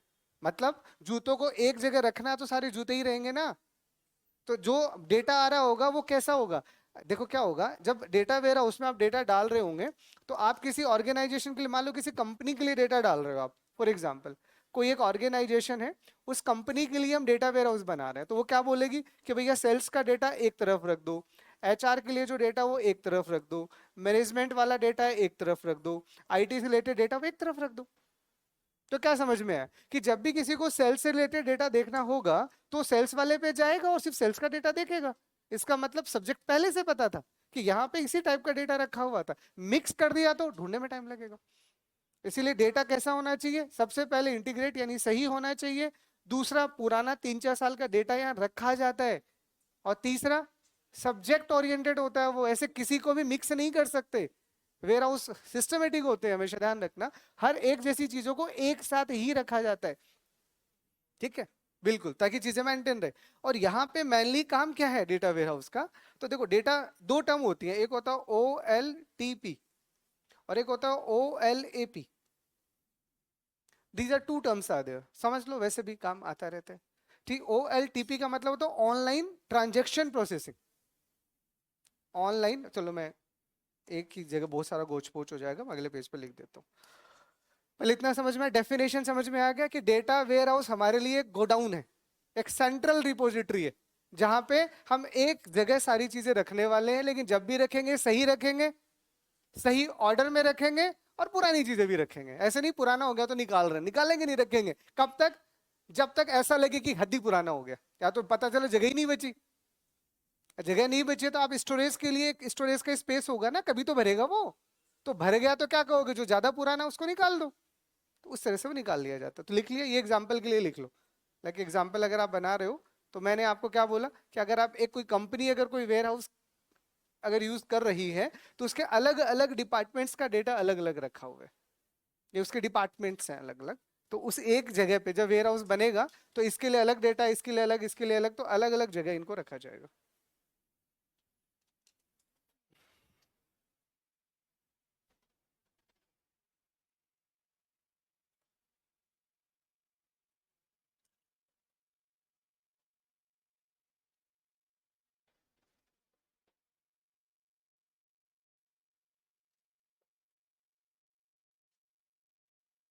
ये कुछ 2-3 टर्म्स मैं सारी समझा देता हूँ। डेटा वेयर हाउस अगर आप पढ़े हो तो आपको पता पूरा सब्जेक्ट है। Data warehouse and data mining is a separate subject है ना, तो वो तो मेरे को पढ़ाना नहीं है, रिलेट तो डेटा से ही होता है वो भी। बट यहाँ हम थोड़ा सा ओवरव्यू लेके चल रहे हैं। लिख लिया इतना, इसको पहले बना लिया सबने एग्जाम्पल। तो चलो अब यहाँ पे डेटा वेयर हाउस से रिलेटेड आपके पास में 3 इंपॉर्टेंट टर्म है, चलो मैं सारी बढ़ा देता हूँ। ठीक है, 3 इंपॉर्टेंट टर्म्स मतलब मैक्सिमम यूज करते हैं। First term is called ETL, extract transform and load. Means what, आप डेटा वेयर हाउस बना रहे हो, तो डेटा वेयर हाउस को बनाने के लिए जो हम प्रोसेस या टेक्निक यूज करते हैं उसे ETL कहते हैं। ETL का जनरल मतलब हमारे लिए क्या हुआ, एक्सट्रैक्ट। एक्सट्रैक्ट क्यों कर रहे हो, अरे ताकि सब्जेक्ट ओरिएंटेड कर सको। चीजों को एक्सट्रैक्ट करोगे ना, अलग अलग फिल्टर कर रहे हो। फिर ट्रांसफॉर्म करने का मतलब फिर आपका आ गया ट्रांसफॉर्मेशन वाला काम, और फिर आ गया लोड। तो इसका मीनिंग क्या है, means creation of data warehouse. ठीक है, तो डेटा वेयर हाउस अगर आप बना रहे हो तो उसके लिए जो टेक्निक या प्रोसेस यूज लिया जाता है उस प्रोसेस को हम ETL कहते हैं, एक्सट्रैक्ट ट्रांसफॉर्म लोड। ठीक है, ये इसकी पूरी फुल फॉर्म है, ETL, एक्सट्रैक्ट ट्रांसफॉर्म लोड। और क्या काम आता है, तो creating of data warehouse, data warehouse बनाने के लिए काम आता है।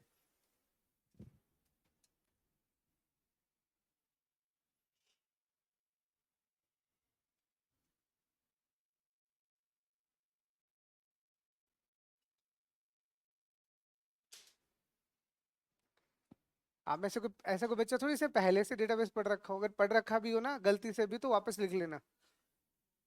ऐसे तो सारे आप नहीं दिख रहे हो मुझे। पढ़ा था तो लिखना दोबारा, क्योंकि मैं हर एक बैच में सेम नहीं लिखवाता, पिछले मुझे नहीं पता मैंने क्या पढ़ाया होगा, चीजें बदल जाती हैं बैच बाई बैच मेरी। हाँ, अपडेट करना पड़ता है ना। क्या होता है, किसी भी चीज को बार बार पढ़ाने से उसमें अपडेशन दिखने चाहिए, एक जैसी चीजें होनी नहीं चाहिए। तो कुछ चेंजेस जरूर मिलता है मेरे हर एक सब्जेक्ट्स में। मतलब मैं कह रहा हूँ पढ़े हो तो दोबारा लिख लिख के पढ़ना ताकि ज्यादा फायदा हो, पुराने के भरोसे मत रहना। ठीक है, तो ETL क्या है, एक प्रोसेस है जिसकी मदद से हम क्या करते हैं, डेटा वेयर हाउस को बनाते हैं। ठीक है, दूसरा ये एक टेक्निक है। अब काम क्या है डेटा वेयर हाउस का, तो डेटा वेयर हाउस का जनरल काम होता है एनालिसिस और डिसीजन लेना, बेसिकली एनालिटिकल वर्क डेटाबेस में होता है। तो इसके लिए 2 टर्म है अभी जो मैंने लिखा था, OLTP और OLAP, है ना, कभी कभार फुल फॉर्म में आपसे पूछ लिया जाता है। तो यहाँ पे आपके लिए OLAP का मतलब होता है ऑनलाइन ट्रांजेक्शन प्रोसेसिंग।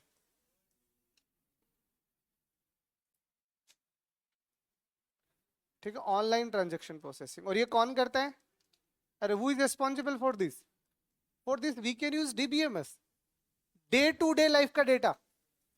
OLTP का मतलब ऑनलाइन ट्रांजेक्शन प्रोसेसिंग है, मतलब आप डे टू डे लाइफ का काम कर रहे हो। तो रोजमर्रा के काम को करने के लिए आप अपने डेटा को अगर स्टोर कर रहे हो, सुन लो, ठीक है, डेली या डे टू डे, डेली लिख लो तुम यार।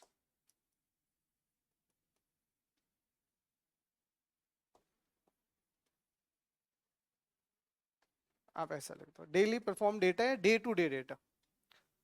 तो OLTP कौन करता है, DBMS करता है। मैं पढ़ा तो मेरे को OLAP था, लेकिन चलो साथ ही दोनों पढ़ा देता हूँ, एटलीस्ट आपको समझ आना चाहिए। तो OLTP ऑनलाइन ट्रांजेक्शन प्रोसेसिंग, मतलब ट्रांजेक्शन परफॉर्म कर रहे हो, तो ट्रांजेक्शन तो डे टू डे में ही होगा ना। तो डे टू डे में काम होगा तो वो कहाँ स्टोर होगा, वो DBMS में स्टोर होगा। तो डेली के काम आपके कहाँ स्टोर होते जाते हैं, DBMS के अंदर। ऐसा स्टोर कर कर कर करके आपने बहुत सारा डेटा रख लिया, इकट्ठा कर लिया, मतलब डेटा वेयर हाउस बना लिया। उसके बाद में अब आप डेटा वेयर हाउस की मदद से क्या करोगे, एनालिसिस करोगे। इसीलिए उसको हम कहते हैं OLAP, ऑनलाइन एनालिटिकल प्रोसेसिंग। तो ये क्या करता है, आपका एनालिसिस करता है।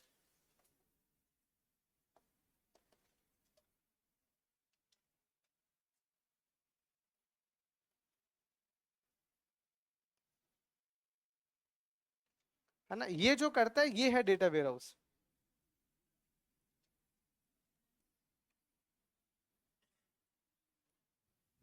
तो सबसे पहले आपने डेटा वेयर हाउस बनाया, तो डेटा वेयर हाउस बनाने के लिए आपने क्या यूज लिया, ETL।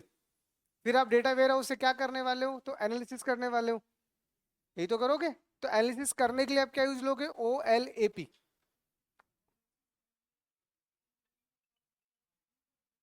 वहां पे तो छोटे मोटे एनालिसिस तो आप कर ही सकते हो, डेटा माइनिंग तो पैटर्न्स ढूंढता है, मेजर डिसीजंस देता है। यहाँ हम एनालिसिस कर रहे हैं, सिर्फ एनालिसिस कर रहे हैं, डिसीजंस लेने का काम डेटा माइनिंग का होगा। ठीक है, तो इसमें लिख दीजिएगा, बस फुल फॉर्म है तो ऑनलाइन एनालिटिकल प्रोसेसिंग कौन करेगा, डेटा वेयर हाउस। तो ये यही तो आपके क्वेश्चन है। अगर आपसे पूछ लिया गया कि OLTP is perform by which, तो आप बता पाओगे डीबीएमएस करता है। और वैसे OLAP कौन करता है, डेटा वेयर हाउस करता है। ठीक है। और एक छोटा सा टेक्निकल टर्म और है, वो और पढ़ लो, और वो हम यहाँ यूज लेते हैं, डेटा मार्ट। ये 3 टेक्निकल टर्म है जो डेटा वेयर हाउस के लिए अपन यूज करते हैं। तो डेटा मार्ट का मतलब क्या है, डी मार्ट है। डी मार्ट का मतलब डी फॉर दमानी है, वहां डेटा नहीं है।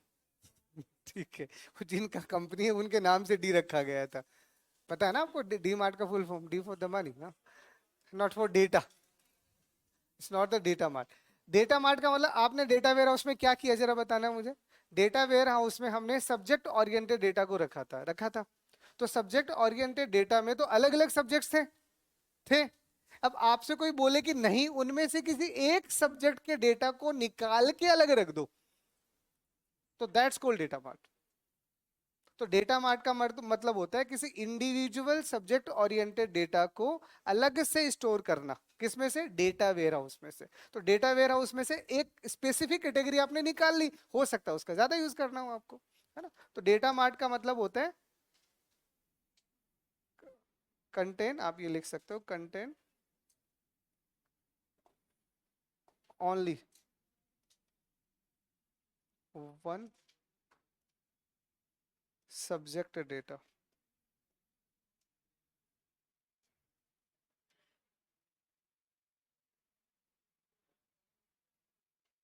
है ना। तो डेटा मार्ट के बारे में लिख लो। देखो, इसमें हम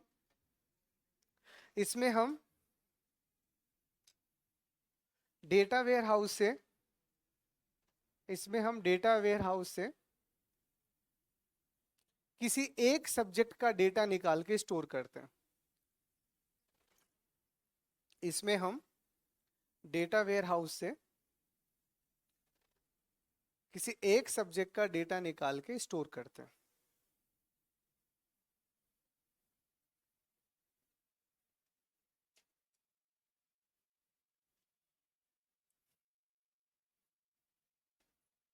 ठीक है।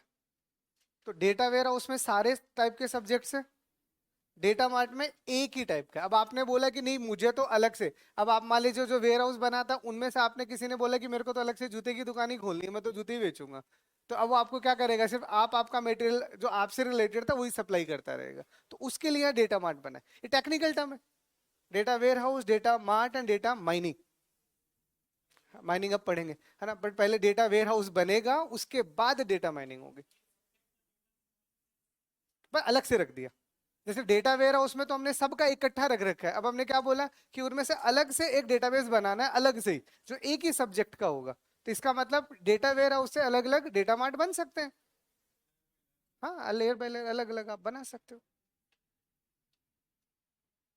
कितने नंबर का था, 6 नंबर। लिख लिया। 7वां,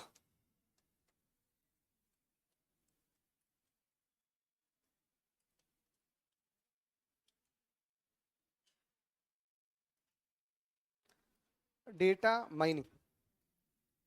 अब डेटा माइनिंग लेता है डिसीजन। अब आपने डेटा वेयर हाउस पे, अब आपको जाना है तो कब जाओगे, कैसे जाओगे।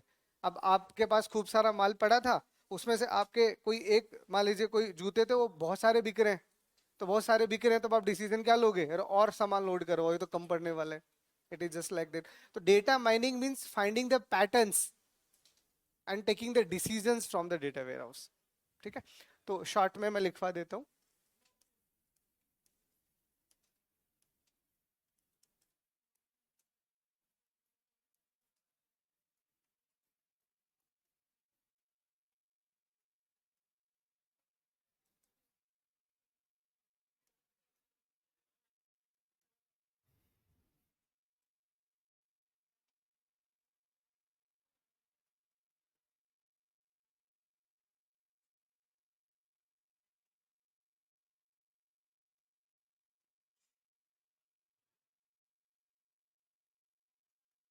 तो इसमें लिखो, लिखो डेटा माइनिंग एक ऐसा प्रोसेस होता है,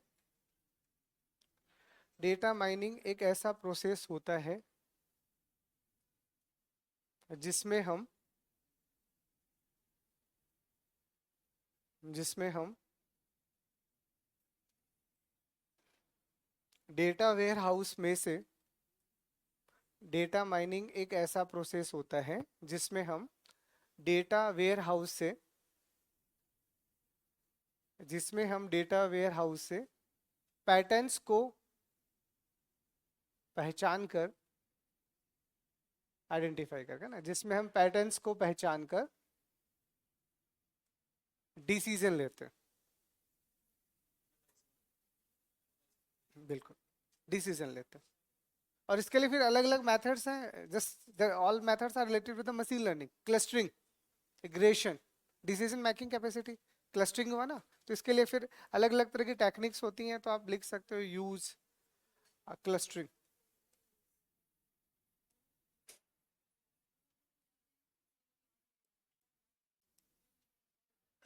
तो फिर मशीन लर्निंग की टेक्निक लग जाएंगी यहाँ पे, तो अभी मैं आगे नहीं जा रहा, बस इतना लिख लो। तो इसके लिए हम क्या यूज लेंगे, क्लस्टरिंग, रिग्रेशन, ये सारी टेक्निक यूज ले। हाँ हाँ, एमएल मॉडल से वही टेक्निक है। क्लस्टरिंग का मतलब क्या होता है, ग्रुपिंग करना, कि जिस चीजों की ज्यादा नीड है उनके ग्रुप बना लो और उनको उनको अगले लॉट में मंगवा लो, ऐसे तो हुआ। अरे डिसीजन मैंने अभी आपको क्या एग्जांपल दिया, कोई भी मटेरियल अगर आपका ज्यादा बिकेगा तब आप क्या डिसीजन लोगे। जैसे अब आपके पास एक कंपनी थी, उसमें अलग अलग डिपार्टमेंट्स थे, एक डिपार्टमेंट सेल्स वाला था, सेल्स वाले डिपार्टमेंट से आपको पता चला कि अब आपको इस साल 2000 करोड़ का फायदा हो गया, तो अब आप एक डिसीजन लोगे, एक नई ब्रांच और डाल लेते हैं। इतना बड़ा फायदा है तो फिर क्या करोगे, एक नया ब्रांच डाल के और फायदे ही कमाओगे ना, वो लेके निकल थोड़ी, भाग थोड़ी जाएंगे वहां से कहीं। हाँ,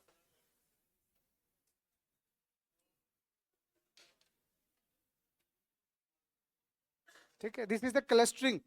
क्लस्टरिंग, अब ये सब तो देखो टेक्निक्स है, याद रख लो, कोई पूछे तो ठीक आइडिया होना चाहिए। क्लस्टरिंग का मतलब क्या बताऊं, ग्रुपिंग करना होता है।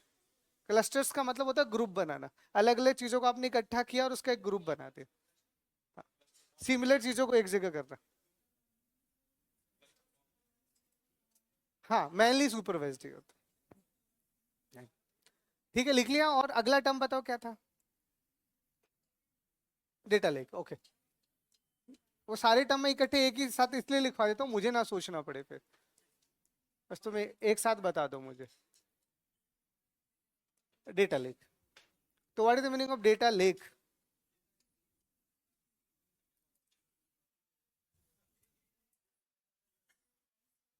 हाँ बिल्कुल, आज के टाइम पे जितने भी आपके रियल टाइम डेटा आता है जो बिग डेटा कलेक्ट करते हैं, तो वो डेटा आपका अनस्ट्रक्चर्ड होता है, रो डेटा। देखो हमेशा याद रखना, मोस्टली जो भी हम कंटेन करते हैं, स्टोर करते हैं, वो डेटा ना करके इंफॉर्मेशन कंटेन करते हैं।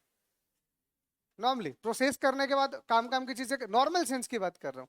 बट आप ये चाह रहे हो कि जो डेटा जैसा आया है उसको वैसे का वैसे स्टोर करना है, अनस्ट्रक्चर्ड और रो डेटा। आप यहाँ पे रो डेटा वर्ड यूज करोगे वो ज्यादा बेटर है। तो किसी भी डेटाबेस के अंदर आप ये कह सकते हो कि आप अपने ओरिजिनल डेटा को स्टोर करो, वो जैसा आया था वैसे का वैसा। तो उसके लिए जो टर्म यूज करते हैं उसको डेटा लेक। लेक नेचुरली तो होती है, हाँ, झील तुम बनाते हो क्या, अरे कृत्रिम झीलों की बात नहीं कर रहा मैं, है ना, मैं नेचुरल की बात कर रहा हूँ, है ना। वो सर पढ़ा रहे हैं, नदी नाली तालाब सब तुम्हें, है ना? तो डेटा लेक मीन्स, हाँ, यूज्ड फॉर स्टोरिंग रो और अनस्ट्रक्चर्ड डेटा।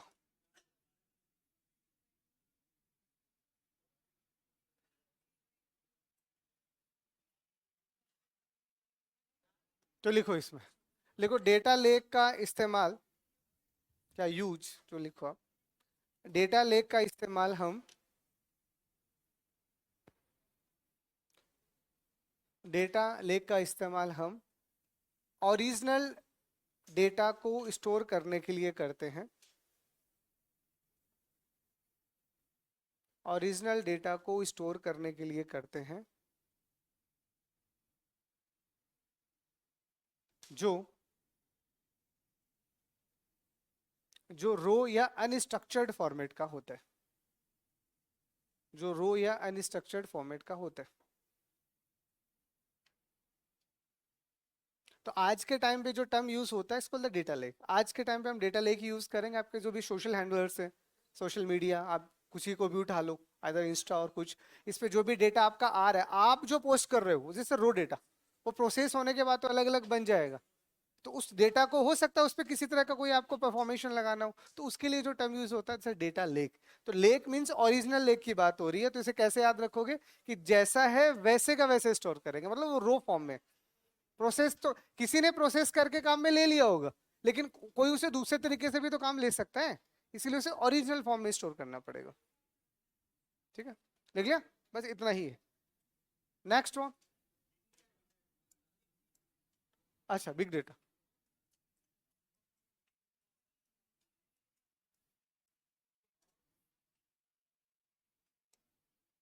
तो big data means huge amount of the data, huge, बहुत सारा डेटा। मतलब हमें अगर बहुत बड़े डेटा को एक साथ स्टोर, आज के टाइम पे जैसा मैंने आपको बोला, डेटा वर्ड आज डेटा नहीं रहा, आज वो बिग डेटा बन गया। आज हम डेटा वर्ड यूज नहीं करते हो, तो आप डीबीएमएस पढ़ रहे हो तो हम डेटा बोल रहे हैं, बट यूज डेटा नहीं होता, बिग डेटा होता है रियल लाइफ में अब जो भी हमारा डेटा होता है। तो big data means what, the collection of huge data is called big data. अभी तो शॉर्ट में ऐसे ही लिख लो। लिखो इसमें, लिखो बहुत बड़े डेटा के समूह को, बहुत बड़े डेटा के समूह को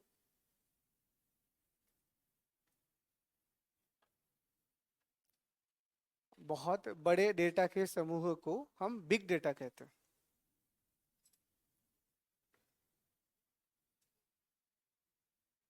को हम बिग डेटा कहते हैं।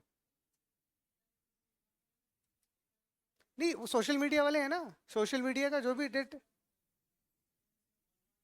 हाँ जो भी है, ओरिजिनल किसी भी आप सोशल हैंडलर को ले लो, स्ट्रीमिंग वाले को ले लो, उसका ओरिजिनल डेटा जैसा भी आ रहा होगा ना, वो ओरिजिनल डेटा हमेशा कैसा होगा, वो हमेशा डेटा लेक में ही जाएगा। बिग डेटा का मतलब है अगर वही डेटा बहुत बड़ा हो गया तो, ओरिजिनल तो आ रहा है बट उसका साइज बहुत बड़ा है, fuse amount of, fuse word का मतलब क्या हो रहा है, नॉर्मली हम जो ये वर्ड यूज करते हैं ना, टेराबाइट और ये सारे के सारे, अब मैं कह रहा हूँ कि हर सेकंड आपके पास में डेटा आ रहा है, वो टेराबाइट आ रहा है। हर सेकंड अगर टेराबाइट डेटा आ रहा होगा तो मिनटों और दिनों और महीनों में और सालों में कितना हो जाएगा वो तो बहुत बड़ा हो जाएगा। मतलब पहले हम हैं, हमारे कंप्यूटर का हार्ड डिस्क 1 टेराबाइट है, हमसे जिंदगी भर वो ही नहीं बढ़ता, तो उसके लिए हम huge data big data word थोड़ी यूज लेंगे। तो बिग डेटा वर्ड बना है सोशल मीडिया के लिए, सेकंडों में पोस्ट होती है यहाँ तो, सेकंडों में कितनी सारी पोस्ट आ रही है। तुम अभी इंस्टा खोलो और तुम स्क्रॉल करते रहो, यूट्यूब के ऊपर इतने वीडियो है कि स्टडी कहती है कि यूट्यूब के ऊपर इतने वीडियो है कि लगातार तुम 700 साल भी अगर वो वीडियो देखो बिना पलक झपकाए, हालांकि कभी जी नहीं पाओगे इतने साल, तो भी वो पूरे वीडियोस खत्म ना हो, इतना सारा कंटेंट वहां पे पड़ा हुआ है। ठीक है, अब ये क्या सपोर्ट करता है, तो इट सपोर्ट्स कॉन्सेप्ट ऑफ 5 वीज।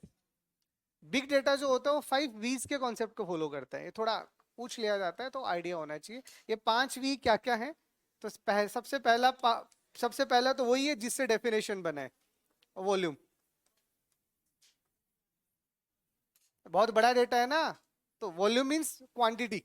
डेटा 5 वी लिखूंगा, सबकी स्टार्टिंग 5 वी से ही होने वाली है।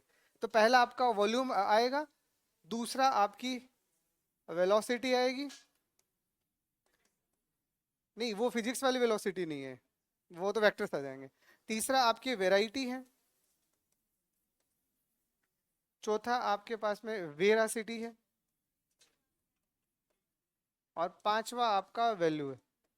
तो एक जनरल क्वेश्चन पूछ लिया जाता है कभी कभार कि विच इज नॉट द 5 वीज इन द बिग डेटा, ऐसा कुछ करके पूछ लिया जाता है। थोड़ा थोड़ा समझा देता हूँ, ये नाम लिख लो, वॉल्यूम, वेलोसिटी, वेराइटी, वेरासिटी और वैल्यू, ये वेरासिटी है।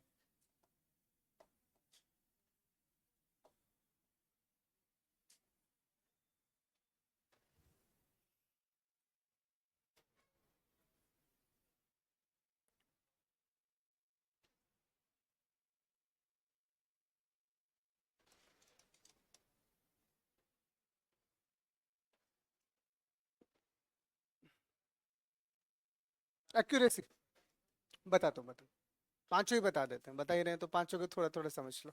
तो सबसे पहले वॉल्यूम का मतलब क्या हुआ, साइज, है ही बिग डेटा। तो बिग डेटा इसका मतलब यहाँ जो वॉल्यूम होगा डेटा का वो बहुत बड़ा होगा, तो वॉल्यूम मीन्स साइज।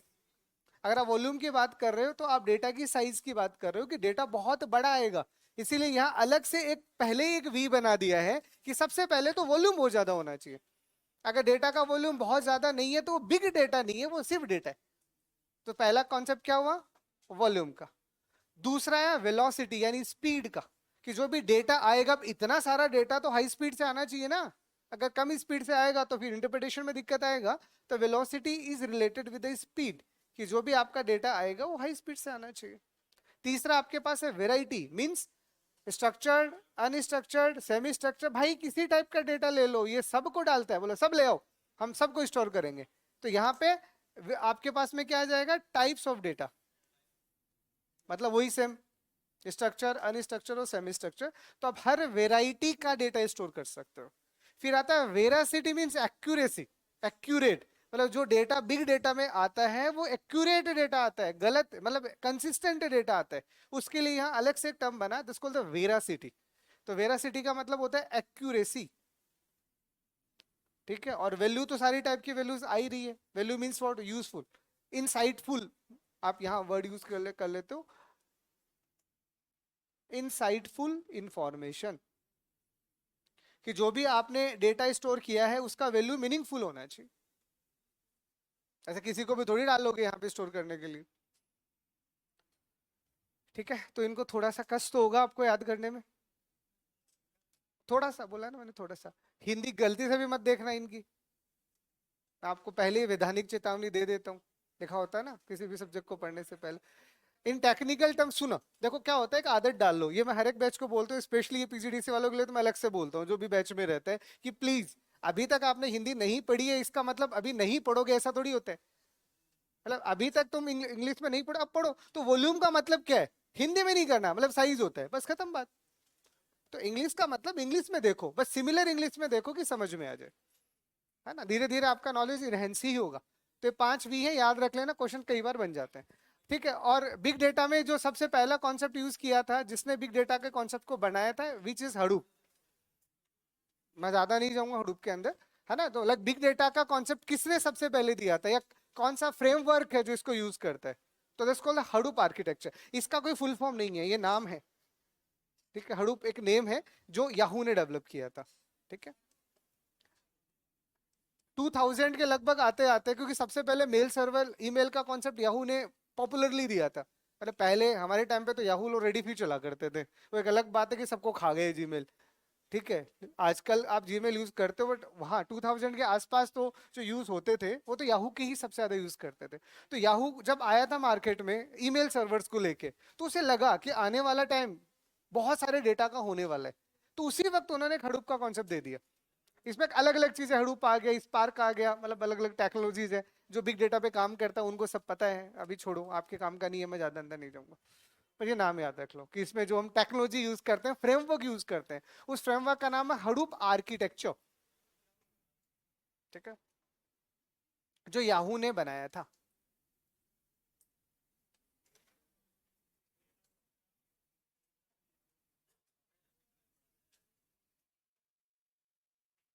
तो क्लास में तुम पढ़ने आते हो भागने आते हो, पढ़ो शांति से, मतलब कौन टाइम देख के पढ़ता है।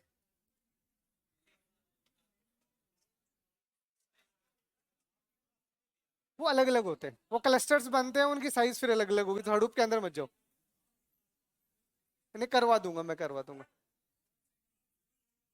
मैं करवा दूंगा, सुबह करवा दूंगा, टेंशन ना, मंडे से करवा दूंगा,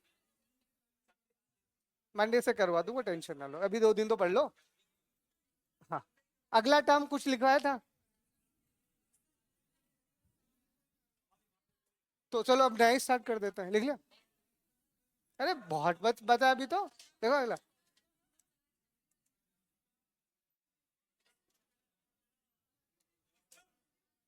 अरे लिख लो।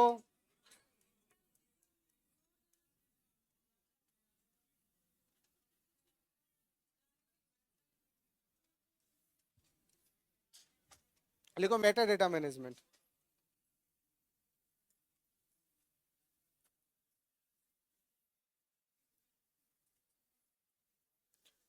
तो मेटा डेटा मैनेजमेंट को लेके हमें 3 टर्म्स पढ़नी है।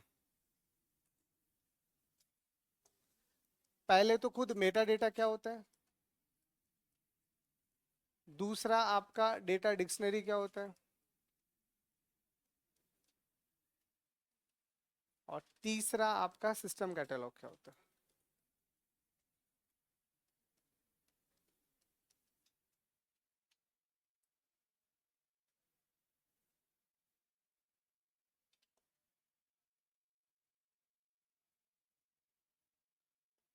चलिए, कैटलॉग यही होता है, सिस्टम कैटलॉग। चलो, अरे छोटी छोटी टर्म्स हैं, बस समझ लो। इनके बाद में अब हम पढ़ेंगे file system versus database management system, क्योंकि अब उसको पढ़ने के लिए जितना आपको पता होना चाहिए सब आप पढ़ चुके हो, तो वो समझ आ जाएगा। ठीक है, देख लिया, ये 3 टर्म्स और पढ़ लेते हैं छोटी छोटी। मेटा डेटा, डेटा डिक्शनरी और सिस्टम कैटलॉग।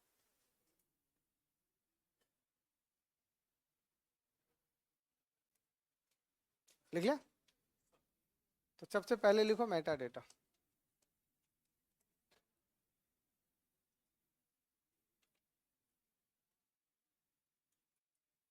तो वो तो आप पता होगा आपको, meta data, data about data means the data which tells about या tells information about the data. किसी भी डेटा के बारे में अगर आपको और जानना है कि वो कैसा है, कहाँ स्टोर है, कितने साइज का है, तो उसके लिए मेटा डेटा यूज लेते हैं। तो मेटा डेटा का जनरल मतलब वही जो तुम्हें लिखता है वही लिख देता हूँ, डेटा अबाउट डेटा, शॉर्ट में लिख देता हूँ। चलो ठीक है। तो मेटा डेटा की अगर आप बात कर रहे हो, इसका मतलब कोई भी डेटा जो आप यहाँ एंटर करने वाले हो उसकी डिटेल्ड इंफॉर्मेशन की बात होगी। डिटेल्ड इंफॉर्मेशन का सिंपल सा मतलब मैं यहाँ पे ये कहना चाह रहा हूँ कि अगर आपने यहाँ टेबल बनाया फॉर एग्जाम्पल, और टेबल में अब आप इस टेबल के बारे में जानना चाह रहे हो, इसी में तो है डेटा। तो इस टेबल का नाम क्या है, इस टेबल में कितने एट्रीब्यूट्स हैं, ठीक है, मान लीजिए। उसके अलावा ये जो भी एट्रीब्यूट्स हैं इनका डेटा टाइप क्या है। अब डेटा के बारे में जानना चाह रहे हो ना अब, तो data about data means what, like name of the table. Table यानी रिलेशन कहते हैं इसे डेटाबेस में ना। तो आपके रिलेशन का नाम क्या है, उसमें नंबर ऑफ एट्रीब्यूट्स कितने हैं, ठीक है। फिर जो भी एट्रीब्यूट्स उसका टाइप क्या है, टाइप ऑफ एट्रीब्यूट्स क्या है। टाइप यानी डेटा टाइप। टाइप का मतलब चलो मैं तुम्हारी शब्दों में लिख देता हूँ, यहाँ पे मैं डेटा टाइप की बात कर रहा हूँ। उसका डेटा टाइप क्या, डेटा टाइप होगा तो उसका साइज क्या होगा, ठीक है। उसके बाद में वो कहाँ पे स्टोर है, कैसे स्टोर है, ऐसी 72 तरह की बातें होती हैं यहाँ पे। तो आपको, आपने तो सीधा सा बोल दिया कि आईडी 20 मान लीजिए 2 है, तो अगर आपने आईडी 2 डाली और ये सही हुई होगी, इट मीन 100% न्यूमेरिक वैल्यू है। तो किसी ने तो बताया होगा ना न्यूमेरिक है, और जब न्यूमेरिक बताई होगी तो 100% इसका साइज भी बताया होगा। अब आप आईडी के नाम पे एक वैल्यू लिखे लिखे जा रहे हो, रुक ही नहीं रहे, रुक ही नहीं रहे, तो इतना बड़ा वैल्यू क्या आपने अलाउ तो किया है, तो सब तो देखना पड़ेगा ना। तो आप जो डेटा एंटर करने वाले हो उस डेटा को यूज करने के लिए भी बैकग्राउंड में एक डेटा चलता है, बैकग्राउंड में एक डेटा चलता है ताकि उस डेटा को प्रॉपरली मेंटेन किया जा सके, which is use for constraint ना, जो डीबीए यूज करता है, आपका डीबीएमएस इंटरनली यूज करता है। तो आपको जो दिख रहा है उसको अंदर सिस्टमेटिकली कैसे इंटरप्रेट किया जाएगा ना, तो लिख लो इसमें Meta data means data about data, ठीक है, विच, या इसमें ये लिख दो कि इट टेल्स अबाउट, ये लिख लो, इट टेल्स अबाउट, ये सारे पॉइंट्स लिख दो। नेम ऑफ द रिलेशन मतलब रिलेशन का नाम क्या है, कितने एट्रीब्यूट हैं, उन एट्रीब्यूट का डेटा टाइप क्या है, साइज क्या है, ऐसी और बहुत सारी चीजें हो सकती हैं।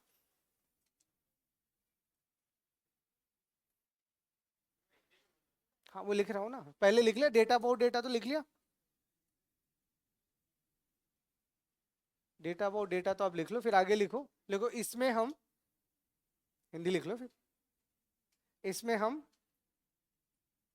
निम्न के बारे में बताते हैं। देखो हिंदी लिखो, इसमें हम निम्न के बारे में बताते हैं, है ना। तो लिखो, अब हिंदी देखो, इंग्लिश और हिंदी में यही फर्क है, हिंदी का सेंटेंस छोटा अधूरा होता है, इंग्लिश वाला नहीं होता, तो हिंदी पूरा बोलना पड़ता है ना। इसमें निम्न को हम क्या क्या क्या? हाँ, अब लिखो। वो इतनी हिंदी मुझे आती है तो मैं इंग्लिश लिखता ही नहीं। आगे लिखो। पहला लिखो रिलेशन का नाम। पहला लिखो रिलेशन का नाम। ठीक है। नंबर को क्या बोलोगे? संख्या, हाँ। एट्रीब्यूट्स की संख्या। तुम हिंदी लिखो। एट्रीब्यूट्स की संख्या। हाँ, एट्रीब्यूट का डेटा टाइप, अब इसका कोई इलाज नहीं है ना। एट्रीब्यूट का डेटा टाइप और साइज को आकार, हाँ। डेटा टाइप बकवास लगेगा, डेटा टाइप का साइज लिख लो।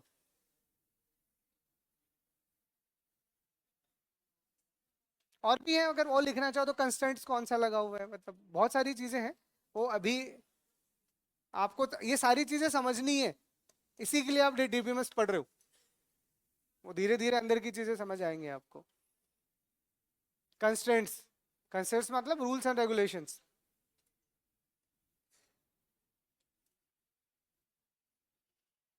ठीक है। तो क्या होता है मेटा डेटा, समझ में आ गया? वो डेटा जो डेटा के बारे में बताता है ना, उस डेटा को हम मेटा डेटा कहते हैं। ठीक है। चलो आगे, इतना लिख लिया? नहीं लिखा?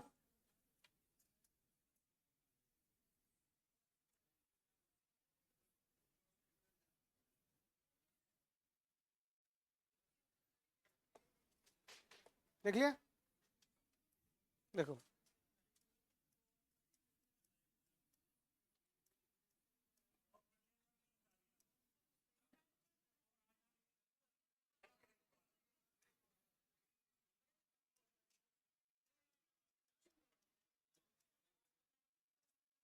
अरे ये तो लिख लो, हेडिंग तो लिखिए तो लिखवा दूं।